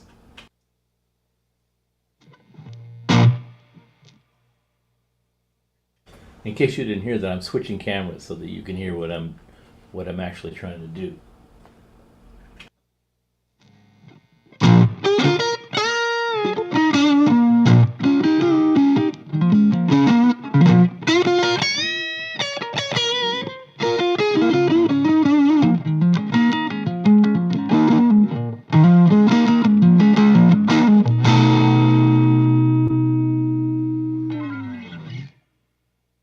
And that is my favorite part of that song, where it goes to that the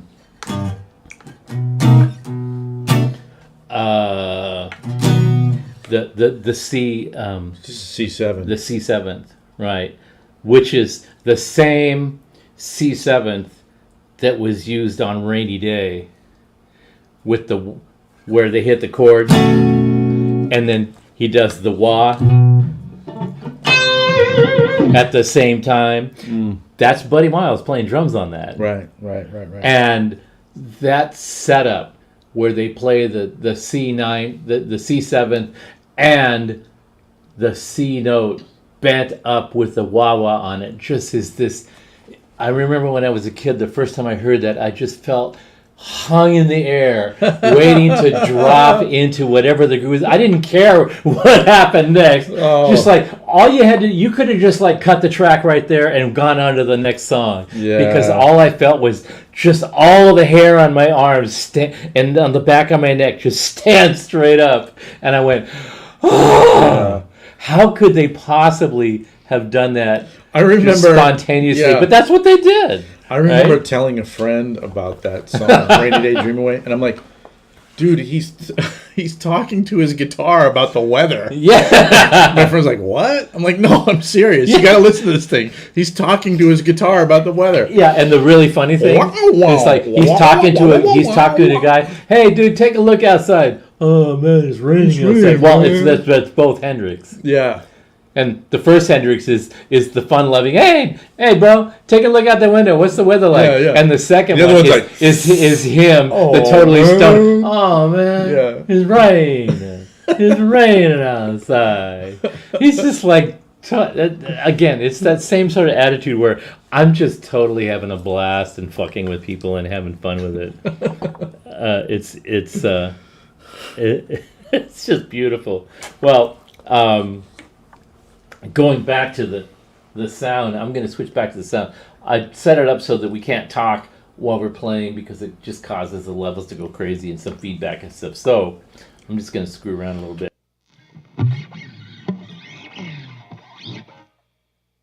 What I wanted to say was this is my other favorite part of Power to Love, where they go from where they're in. On the guitar, which is tuned down a half a step, it's B, right? Right. And then they modulate to C sharp, right? And that's the right.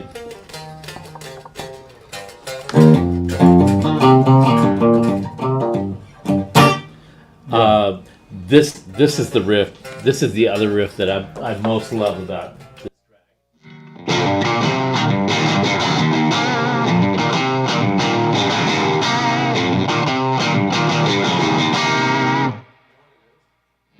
this track. It's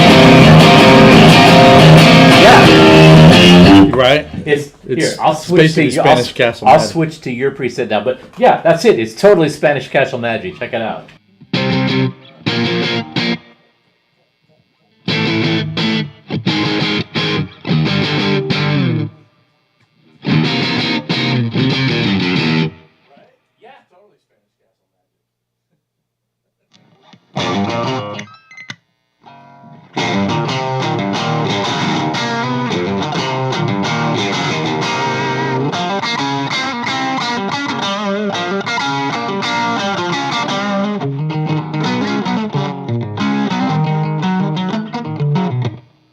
Now it sounds like he's changing.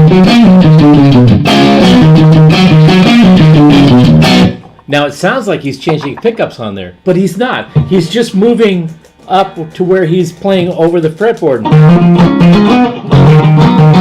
So Yeah, you'd see him do that a lot too.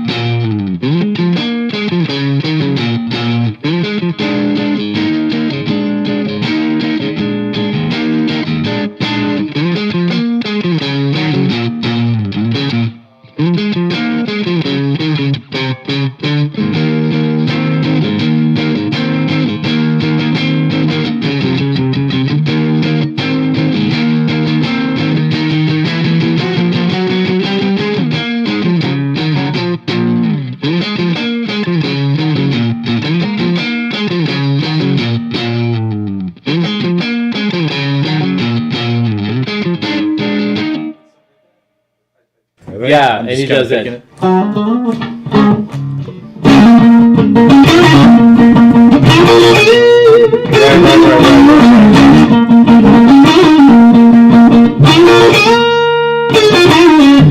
And that goes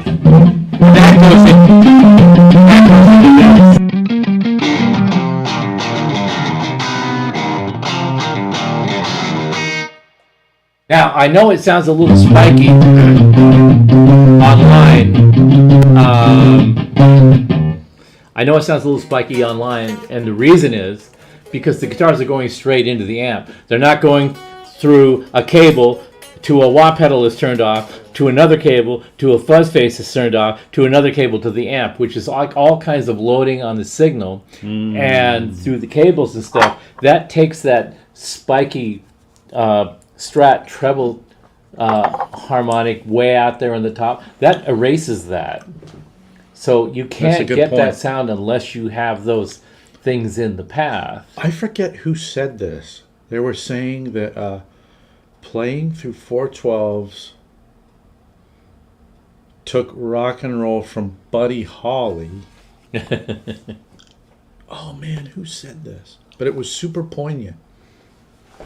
Like, oh crap. I drank too much.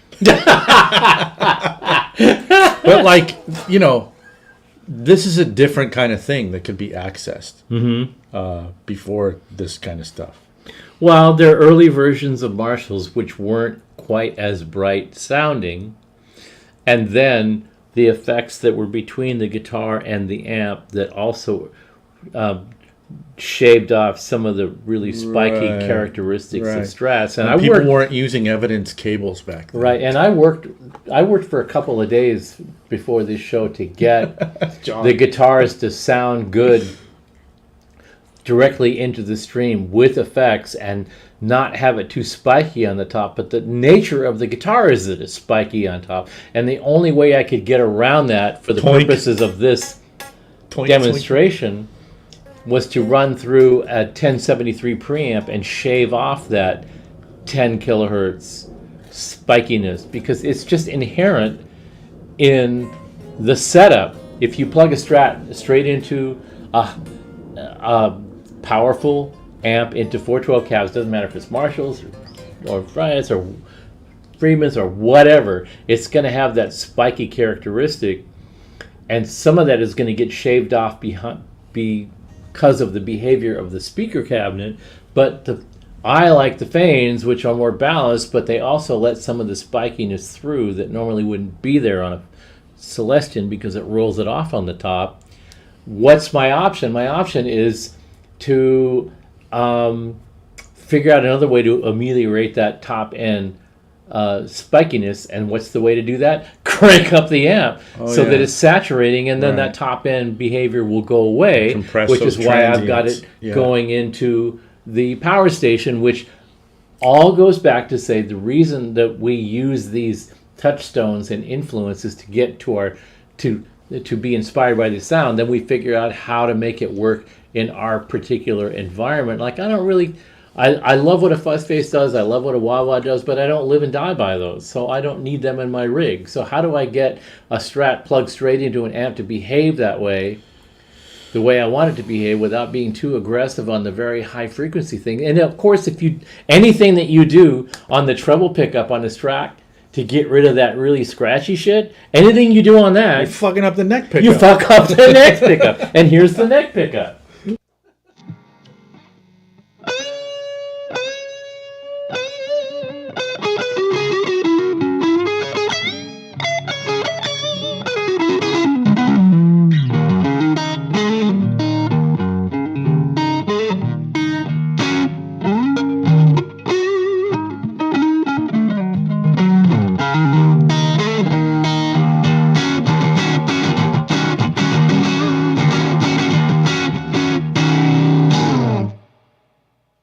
There's none of that spikiness there, and the amp settings are all the same.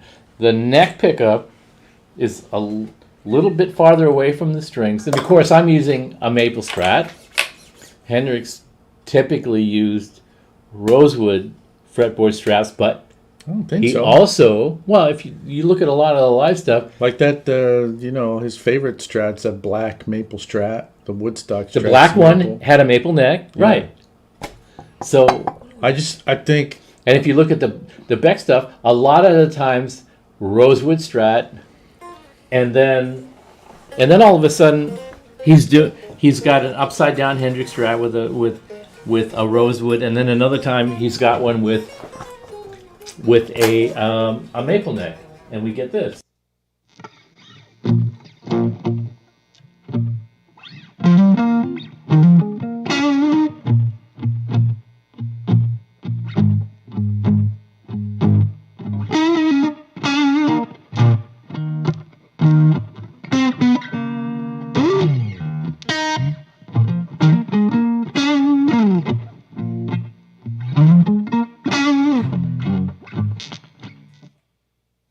Actually, I have a setup here where we can both play. So I'm going to set that for both of us. So just play that.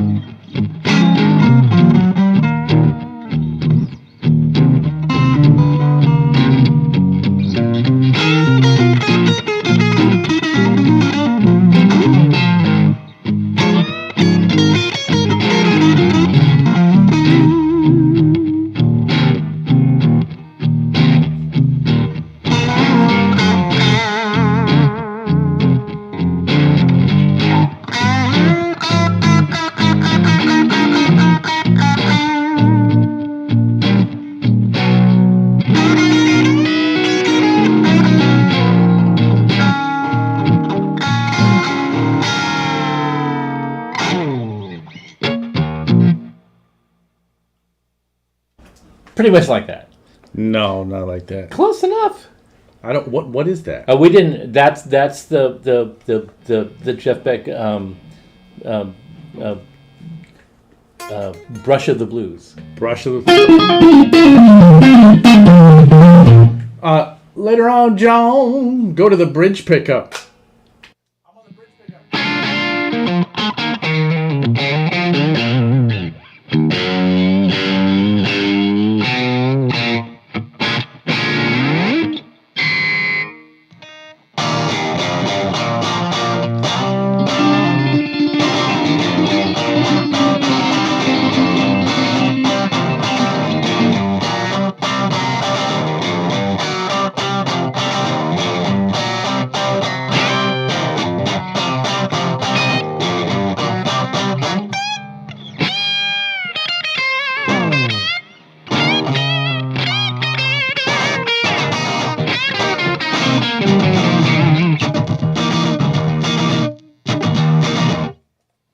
There you hear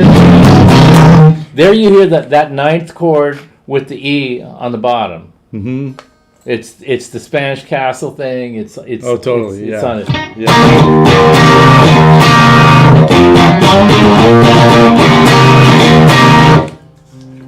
I love that. Go to the bridge pickup. You're already on the bridge pickup. How many more bridge pickups can I get on? Pull out the cotton and keep drinking. We're just having fun.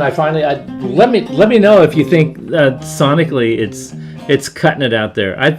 We worked on it a little bit and I thought it sounded pretty damn decent. And if we've got a rig that we can play more and experiment with stuff and try things and play together, that was kind of my goal, because I wanted to be able to have these conversations. Okay, all right. So then we can do Suno.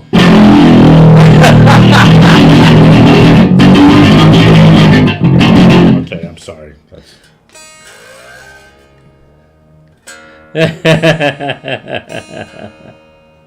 All right. Well, did we explore what we want? We actually didn't explore what we were going to talk about tonight, but we talked about a lot. Well, we're 2 hours and 30 minutes in. Yeah, and I think that the discussion about chasing gear, chasing sound, and why the people that we sort of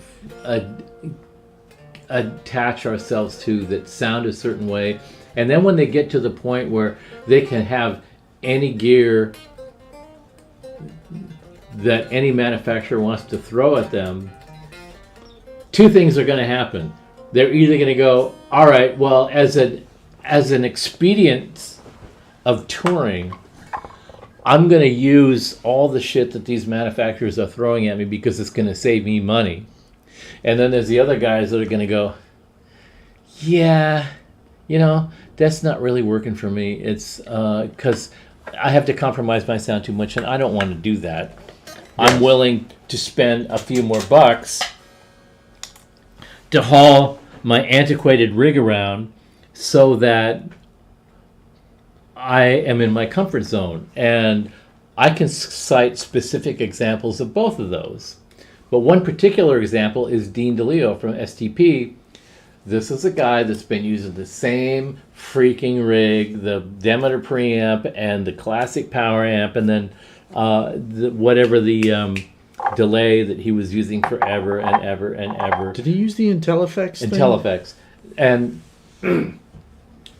And his attitude the whole time was, that's my rig, that's my sound, I don't mess with that.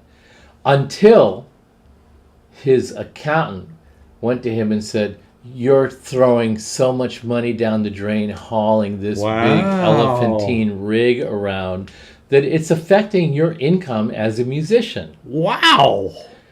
And there's got to be a way to deal with that. And that's when... I didn't know that was like the impetus for making that was that was like, dude, we're just like killing ourselves. Huh? No, you take that. All right, I'm taking that. All right. And you're going to have to cover the space for just a second. And then all right, I'm going to cover the space. I'm going to continue Steve's Dean DeLeo story, except no, wait, I'm not, because I don't know what the hell he was talking Well, about. if you want to play, I'll switch this so you can... No, I don't need to play. Okay, fine. I'm going to eat some bread, and let's see how many people we can lose while I eat some bread for the next minute and a half. So, let's see. What do I know about Dean DeLeo's rig? I saw in the last month... No, wait. I don't know what I'm supposed to say or not. I did see a clip of STP, and I think they were starting their run in New Zealand recently. And I think that they have this Synergy Deliverance rig thing happening. Scott, you're leaving? Dude, come on, man. Secrets? Well, I think Steve was repairing some stuff, some of the legacy gear that he had. I don't know how many of those Demeter preamps he had, but I know Steve was working on at least a couple of those that I saw there. I don't know if I'm supposed to say that or not. Oops. But I do know that he's using the Deliverance Synergy modules. And obviously, the Synergy stuff is going to be a lot easier to transport. And maybe you can even leave it overseas, right? I don't know if that's what they're doing or not. Like having modular rigs, like keep a rig in Europe, keep a rig in, maybe you could have the bigger rigs in the U.S. I think at one point they were talking about maybe even doing Deliverance heads in the U.S. Yeah, Steve. So with STP, were they talking about doing Deliverance heads in the U.S. and then doing the Synergy stuff overseas? Originally. The original? But Yeah. then did they decide to just do the Synergy stuff? Well, once they got... Dean is like... When he gets a thing... Okay, this works for me. He doesn't think past that point. This works for me. He's a performer. He's got a style. He's got an approach to music. He's evolved his guitars a little bit because he wants lighter guitars. Is he using mainly Bruce's guitars now? Yeah. Good choice. And, he just wanted lighter weight guitars. You're back, right? Older. But I think he was originally using like the late 70s Gibson stuff. Which is 10-pound guitars, right? And, okay, for example, my 55 Les Paul Jr. is 7 pounds. So we're talking about 3 pounds. What's 3 pounds? Okay, carry 3 pounds extra for 4 hours, and then you understand where, Yeah, it's cumulative. yeah, it wears on you. But also, Bruce's guitars were so responsive, and I think that sort of perpetuated where else can I hone and refine. And this is the first time in 30 odd years that he's actually had to think about that.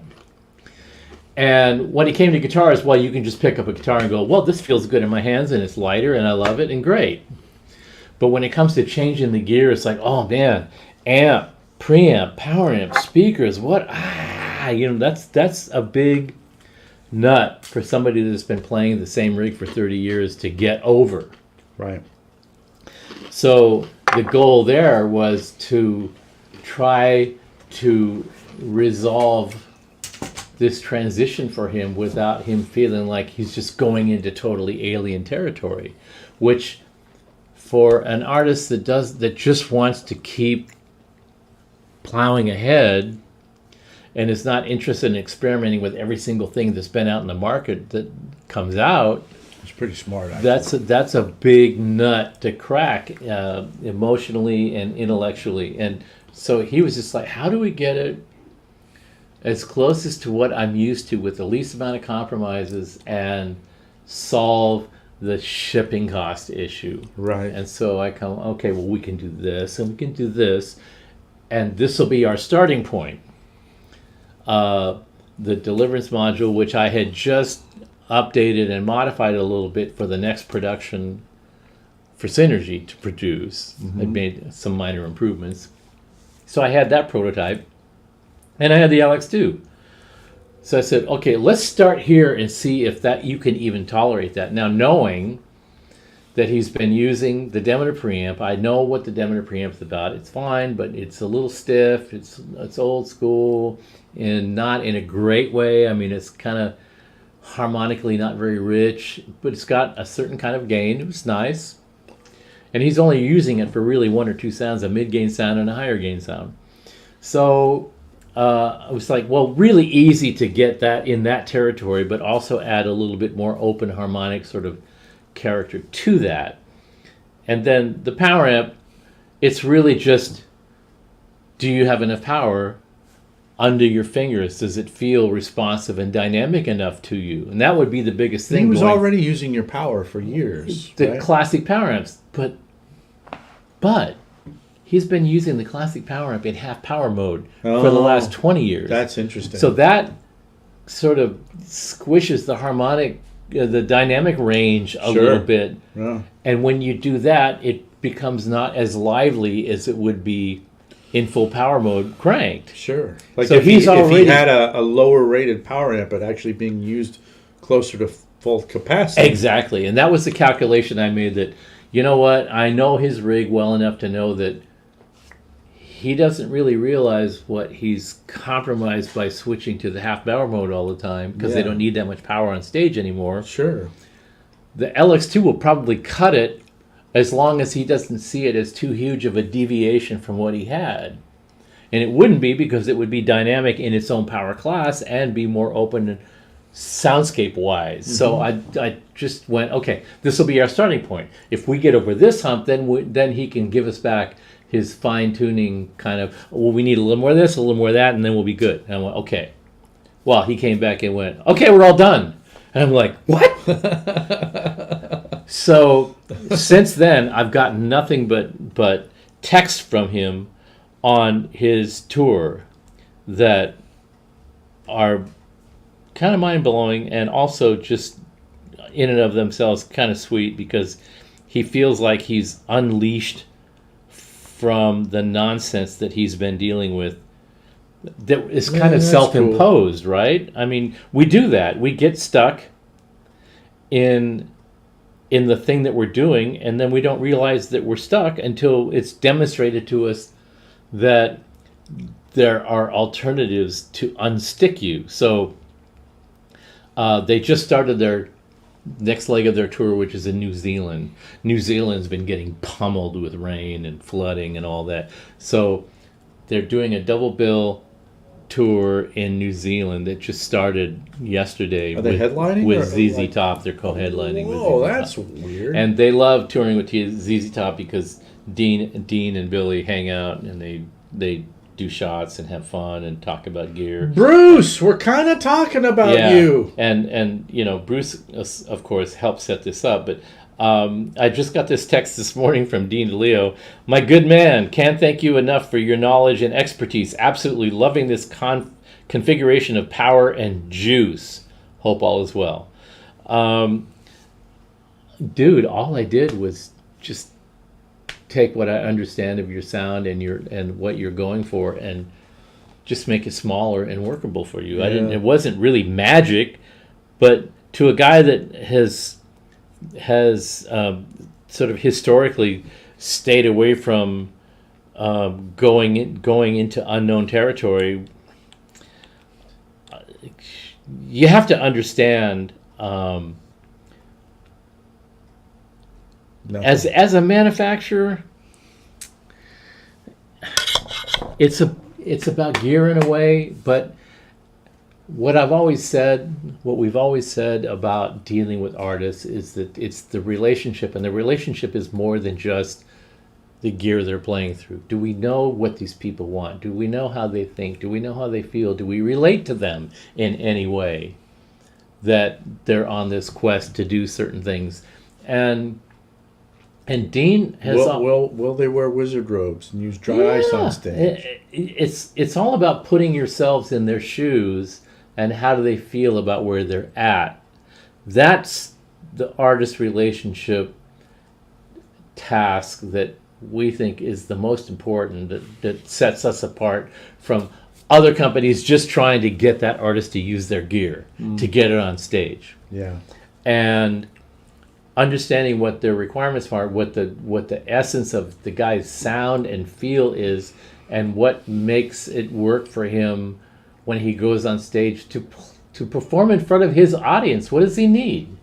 How do you decide that? You don't decide that. He decides that. It's your job to either understand it or just try to sell him shit. And we talked about this with Hendrix when he was on the West Coast doing tours, and Sun was just starting to come on the scene. And now we're going to loop way back to one of the comments of one of you guys earlier on in the show. What about the Sun Solaris? Well, Sun had a field rep, and he's one of these guys with the suit and the white shoes with the little gold chain across them, and the gold belt, and he's just like a sales rep. His job is to deliver for the company. Leisure suit Larry. He's got some gold chains. Yeah, he's got a gold Disco chain. medallion. Yeah. Dye that chest hair. And exactly. Yeah. And they don't give a shit whether Hendrix, bonds with the gear or not. They just give a shit that they've got like 17 Sun products on the stage. That's all they care about. Sure. That's all they care about. Sure. And these guys are the big hit, and they're doing big tours, and that means they have the money to buy this stuff. Herb Darlick. All right, that was a good one. Hey, Sassy Cat and Bruce, we've been talking about you the whole night. This whole episode has been about you. So you see these pictures of Hendrix at a sound check with all this Sun stuff, and there's these guys, there's these suits kind of standing off the stage a little bit, and you're just like going, he's like, all right, we'll give him a shot. And then after a set, it's just like, that was, we made it work and it's fine, and we did some shows with it and stuff, but at the end of the day, nah. And at the same time, there was a tech on the East Coast that was supposedly modifying Hendrix Marshalls to make them cleaner and louder. Who was doing that? Forget the name of it. I mean, it's all over the internet. The guy. I remember the West Coast guy. Yeah, talking. The West Coast guy was talking to that. He was the guy responsible for the touring circuit, right? The touring circuit, yeah. And so there was an East Coast guy too? 6550s in the amp and giving them more headroom and cleaner and louder. And see, that was a nexus. The nexus was professional sound system quality was going up, and the necessity for the amplifiers to be louder and cleaner to cover more audience was going down. So by the time these guys are interacting with Hendrix to say, we can make your amps louder and cleaner so you reach more people. The pro sound companies are going, we're actually covering that department. You don't have to do that anymore. We'll just mic them and you just let them be what they are. And then Hendrix is right at that nexus, and then Hendrix is gone. Yeah. Right? And then, so over time, your sensibility of where Hendrix's place in guitar sonics is encased in time the same way John F. Kennedy's image is encased in time. He's forever never going to get any older. That image is locked in history. Well, it's and interesting. Hendrix's sound is locked in history. But Hendrix, if you pay attention to him, was always moving. Yeah. And then the minute he's erased from the scene, you have people going, no, this is what I'm doing to get the Hendrix sound. And it's kind of like there wasn't a Hendrix sound. Right. There was Jimi Hendrix, the man, the musician. Mm-hmm. And I've always thought about, I think, probably by the time in 1985, 86 rolled around, he probably would have had some like horrible ultra-processed rack tone like everybody else. He would have went through that period of like overusing shit and like having thin tone. Like, what happened to that cool shit you used to have going on? You know what I mean? Because he was always going for the Every artist goes through that. Wait a minute. This guy is like getting more skilled as a musician, and his sound is going in the. But do you remember Bridge of Sighs? Yeah. And you're like, okay, this sounds more like Hendrix than Hendrix did. Right. You know, just that whole tone, like that song, Bridge of Sighs, when it's like coming in from like the room mics way back, and you're like, dude, that's like Band of Gypsies, but even more Band of Gypsies. Well, but that's where he ended, and then here's this guy going, like, I'm all done with Procol Harum, and Hendrix so affected my life as a player. I feel like I can understand where the next evolution of that is going, and he sort of takes. But no shade to him. He just went, okay, I found that iteration of Jimi Hendrix, and and he was a monster in his own right. He went out and toured. Absolutely, no shade to him whatsoever. No. But like there, it was done, and it's always been like shades of that ever since. All right. Right. What do you think of the 45-100 circuit? Well, here's the left turn. No, absolutely not. Here's the great thing about manufacturing evolution is that what I experienced starting a company and then evolving is, I'm sure, the same thing that David Reese went through, the same thing that Marshall went through, the same thing that Fender went through, and Leo Fender and everybody, they do this thing. You start from a limited set of knowledge and a huge set of a vision, and they don't meet. Mm-hmm. You have to push yourself to get to the point where the intent aligns with the vision. Mm-hmm. And in there, there's this education part. Mm-hmm. And the education part is kicking you in the balls every fucking day. Yeah. Because every day you're learning what you don't know. Sure. And you have two choices. You either figure out what you don't know or just don't know. Yeah. Just decide you don't know. And Marshall went through those same kind of evolutions where they did the 45-100. We'll put two output transformers because we can't really get a really good quality 100-watt output transformer. We'll use 250s in parallel until we find a supplier that could make us a 100-watt one that won't blow. And so that gives rise to these interim sort of evolutions that we just got to figure out how to make this work until we learn the craft enough to get us to the next step. Mm-hmm. And that is all about, you can just, if you're a tech guy or an engineer guy and you have every year of Marshall amp in front of you, you can look at each one and go, okay, here's where they realize they don't have to spend so much money on pots. Here's where they realize they don't have to spend so much money on capacitors. Here's where they realize that how you wind an output transformer is consequential to the sound of the amplifier.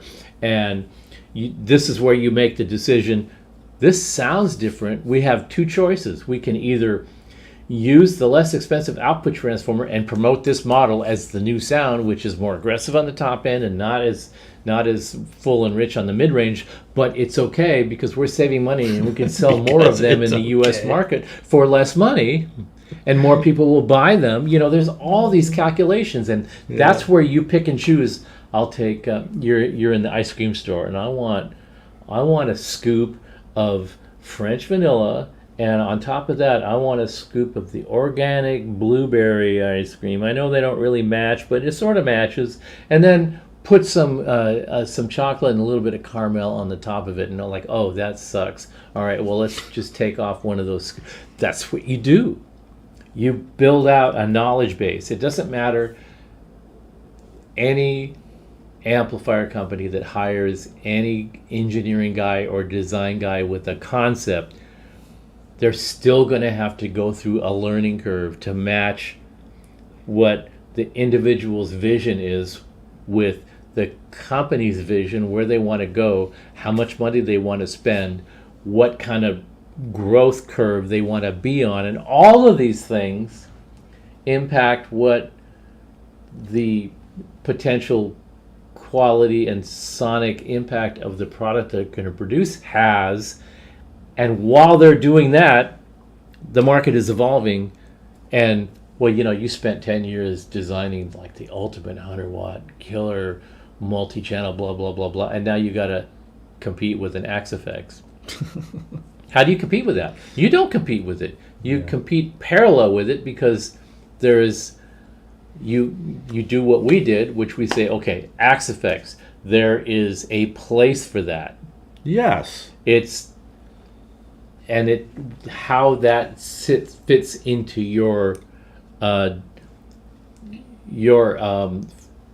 as an artist, how that fits into your working rig, whether recording or live, how that fits into that is determined by how much you associate what you're playing and how you feel when you're playing, and the reaction you get back from your gear when you're playing. How much of that is important to you versus just getting the song across, the composition across, the vocals, the overall sound of the composition, the overall sound of the vocals and all that. How important is this little aspect to that other thing? Well, if it's important enough to you where it makes or breaks your ability to do a credible performance, then that's huge. Mm-hmm.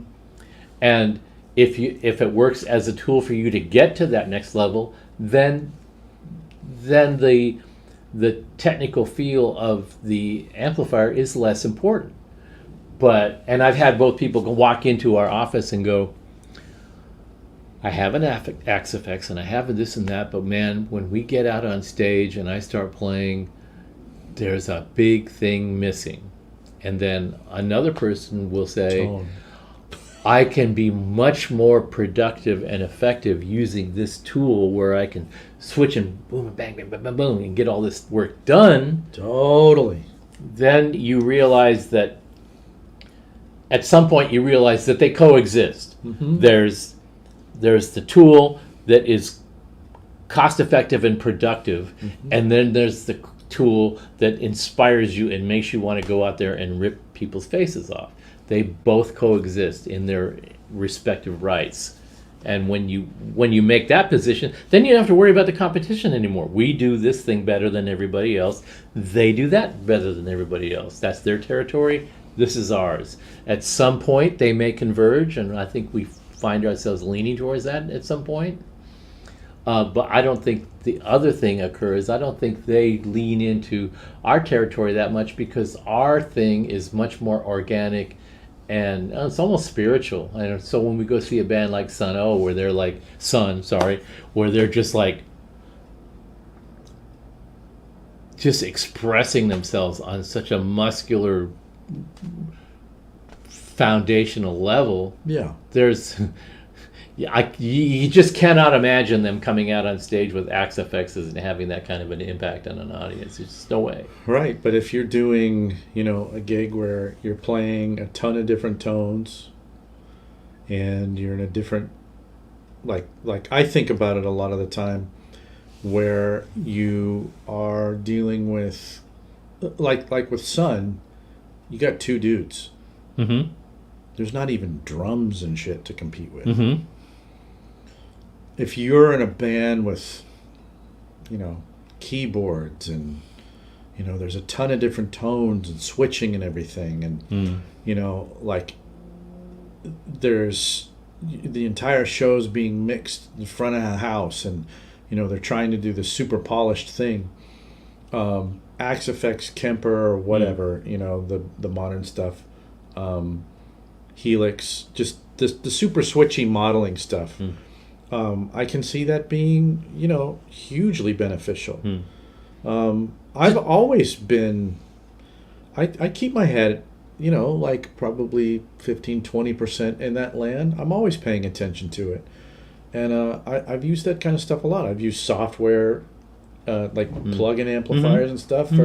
And hey, man, when I was doing a lot of commercials, and I would be contracted to do stuff where the end client I never even met, I would get stuff like, I would do a rush job, send it to the guy who hired me to do it, and go, man, this is amazing, but they wanted a little, can you make the guitars a little less distorted? And they need it by like 3 o'clock, and it's 1 o'clock.